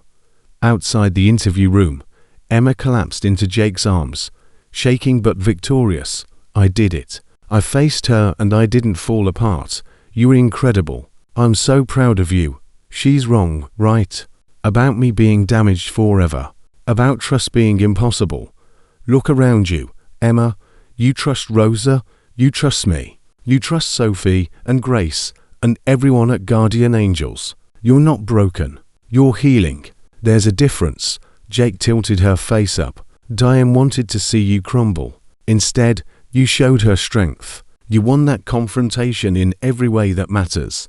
Diane was formally charged with escape, evading arrest, attempted kidnapping, and additional counts of child endangerment. Her sentence was extended to 25 years minimum. No possibility of parole before Emma turned 32. She'll be 68 when she gets out, Rebecca explained. Old, broken, powerless, while you'll be in your prime, living your best life, proving every day that she couldn't destroy you. Emma returned to school 2 weeks later, with a police escort for the first week just to be safe. But Diane's capture had broken the spell of fear. Emma walked into her classroom confident, greeting friends, settling into her seat like she belonged there because she did. She belonged in classrooms and playgrounds and art clubs and all the normal places children should be, not in closets or stress positions or the private hell Diane had created. 4th grade became Emma's year of transformation. She joined student council, started a peer support group for kids dealing with trauma, got the lead role in the winter play. She was thriving in ways that would have been impossible 2 years earlier. Guardian Angels continued expanding. By December, they operated in 31 states with over 1,000 volunteers. They'd helped 173 children escape abuse, partnered with 52 schools on prevention programs, and trained 600 mandatory reporters to spot signs of maltreatment. Emma became the face of the organization not as a victim, but as a survivor. She gave talks at schools, spoke at fundraisers, shared her story with anyone who'd listen, not for sympathy, but to show other kids that survival was possible, that asking for help was brave, that life after trauma could be beautiful. On her 10th birthday, Guardian Angels threw a celebration at the garage. 200 people attended. Every child they'd helped, every volunteer who'd participated, every supporter who donated time or money or resources. Emma stood in the center of the garage, where she'd first cried 2.5 years earlier, surrounded by family both biological and chosen, and felt overwhelming gratitude. "I want to say something," she announced, and the crowd quieted. "When I was 7 years old, I stood outside this garage crying because I couldn't lift my arms. I was broken, terrified, dying a little more every day. Then 4 bikers stopped what they were doing and listened to a scared kid they had no reason to care about. They saved my life not just by getting me away from Diane, but by showing me what real strength looks like, real courage, real love." Emma looked at Jake, Marcus, Tommy, and Carlos. "You guys taught me that family is who shows up, that protecting the vulnerable isn't weakness. It's the highest form of strength, that one person caring enough to act can change everything. You changed me, and because you changed me, I could help change others. Every kid Guardian Angels has saved that started with you for deciding a crying child mattered." She turned to the crowd. "All of you are part of this family now. Everyone in this room has chosen to show up for kids who need protection. You've chosen courage over comfort. You've chosen to see children who were invisible. And because of that, 173 kids are safe tonight who might not have been. That's the power of caring. That's the power of community. That's the revolution we've started." The applause was deafening. Emma grinned, soaking it in. 10 years old and already a force of nature. Later, when the celebration wound down, and only close family remained, Emma pulled Jake aside. "Can we go for a ride? Just you and me." "Where to?" Cedar Street. I want to see the house. Jake understood. Emma needed to face that final demon, the physical place where her nightmare had occurred. You sure? I'm sure. They rode through Portland as twilight fell. Emma's arms wrapped around Jake's waist. No longer afraid of the wind, or the speed, or anything the world could throw at her. They pulled up outside the Blue Colonial, where David Martinez still lived. He'd kept the house, but lived there alone. Diane's presence thoroughly exorcised. Emma stood on the sidewalk staring at the house that had been her prison. It looked smaller than I remember, less scary. Places usually do when you grow bigger than they are. I used to think I'd never escape this place, that I'd die here and nobody would care. Emma took Jake's hand. Thank you for making sure that didn't happen. Thank you for being the dad I needed when I needed him most. Thank you for being brave enough to ask for help. For trusting a rough-looking biker when you had no reason to trust anyone. Jake pulled her close. You saved yourself, kiddo. I just got to be part of the story. We saved each other. You needed purpose after the war. I needed protection. We both got what we needed. Emma smiled up at him. That's how family works, right? We save each other. That's exactly how it works. They stood together in the fading light, survivor and protector. Daughter and father by choice, if not by blood proof, that the worst circumstances could lead to the best outcomes when people chose courage over convenience. Emma turned away from the house, ready to leave it in the past where it belonged. Can we get ice cream on the way home? We can get whatever you want. Good, because I want to celebrate, not what happened in that house, but everything that happened after, all the good that came from surviving. They rode toward Home Rose's bakery that smelled like bread and safety, the garage where guardian angels continued their work, the community they'd built from one child's cry for help and four bikers' decision to answer. Emma's arms were strong now. She could lift them high, reach for anything she wanted, embrace life without fear holding her back. She'd survived torture, faced her abuser, rebuilt herself stronger than before, and used her story to save others. At 10 years old, she had already changed the world, and she was just getting started. Guardian angels would continue growing, helping thousands more children, proving every day that when ordinary people decide to be extraordinary, miracles happen. Emma would grow up to become exactly the person Diane had tried to prevent: confident, powerful, unafraid, using her voice to protect the voiceless. Diane would rot in prison, her power gone, her victims thriving despite her best efforts to destroy them. She'd spend decades watching from behind bars as Emma and Cassie and Mia and every other child she'd hurt built beautiful lives, proving that abusers don't get the final word. Because here's the truth that mattered most: when a child cries for help and someone answers, when community chooses protection over convenience, when survivors refuse to stay silent, the darkness doesn't stand a chance. Emma had cried, I can't lift my arms, and four bikers had heard her. They'd saved one child, sparked a movement, and proven that angels sometimes wear leather jackets and ride motorcycles.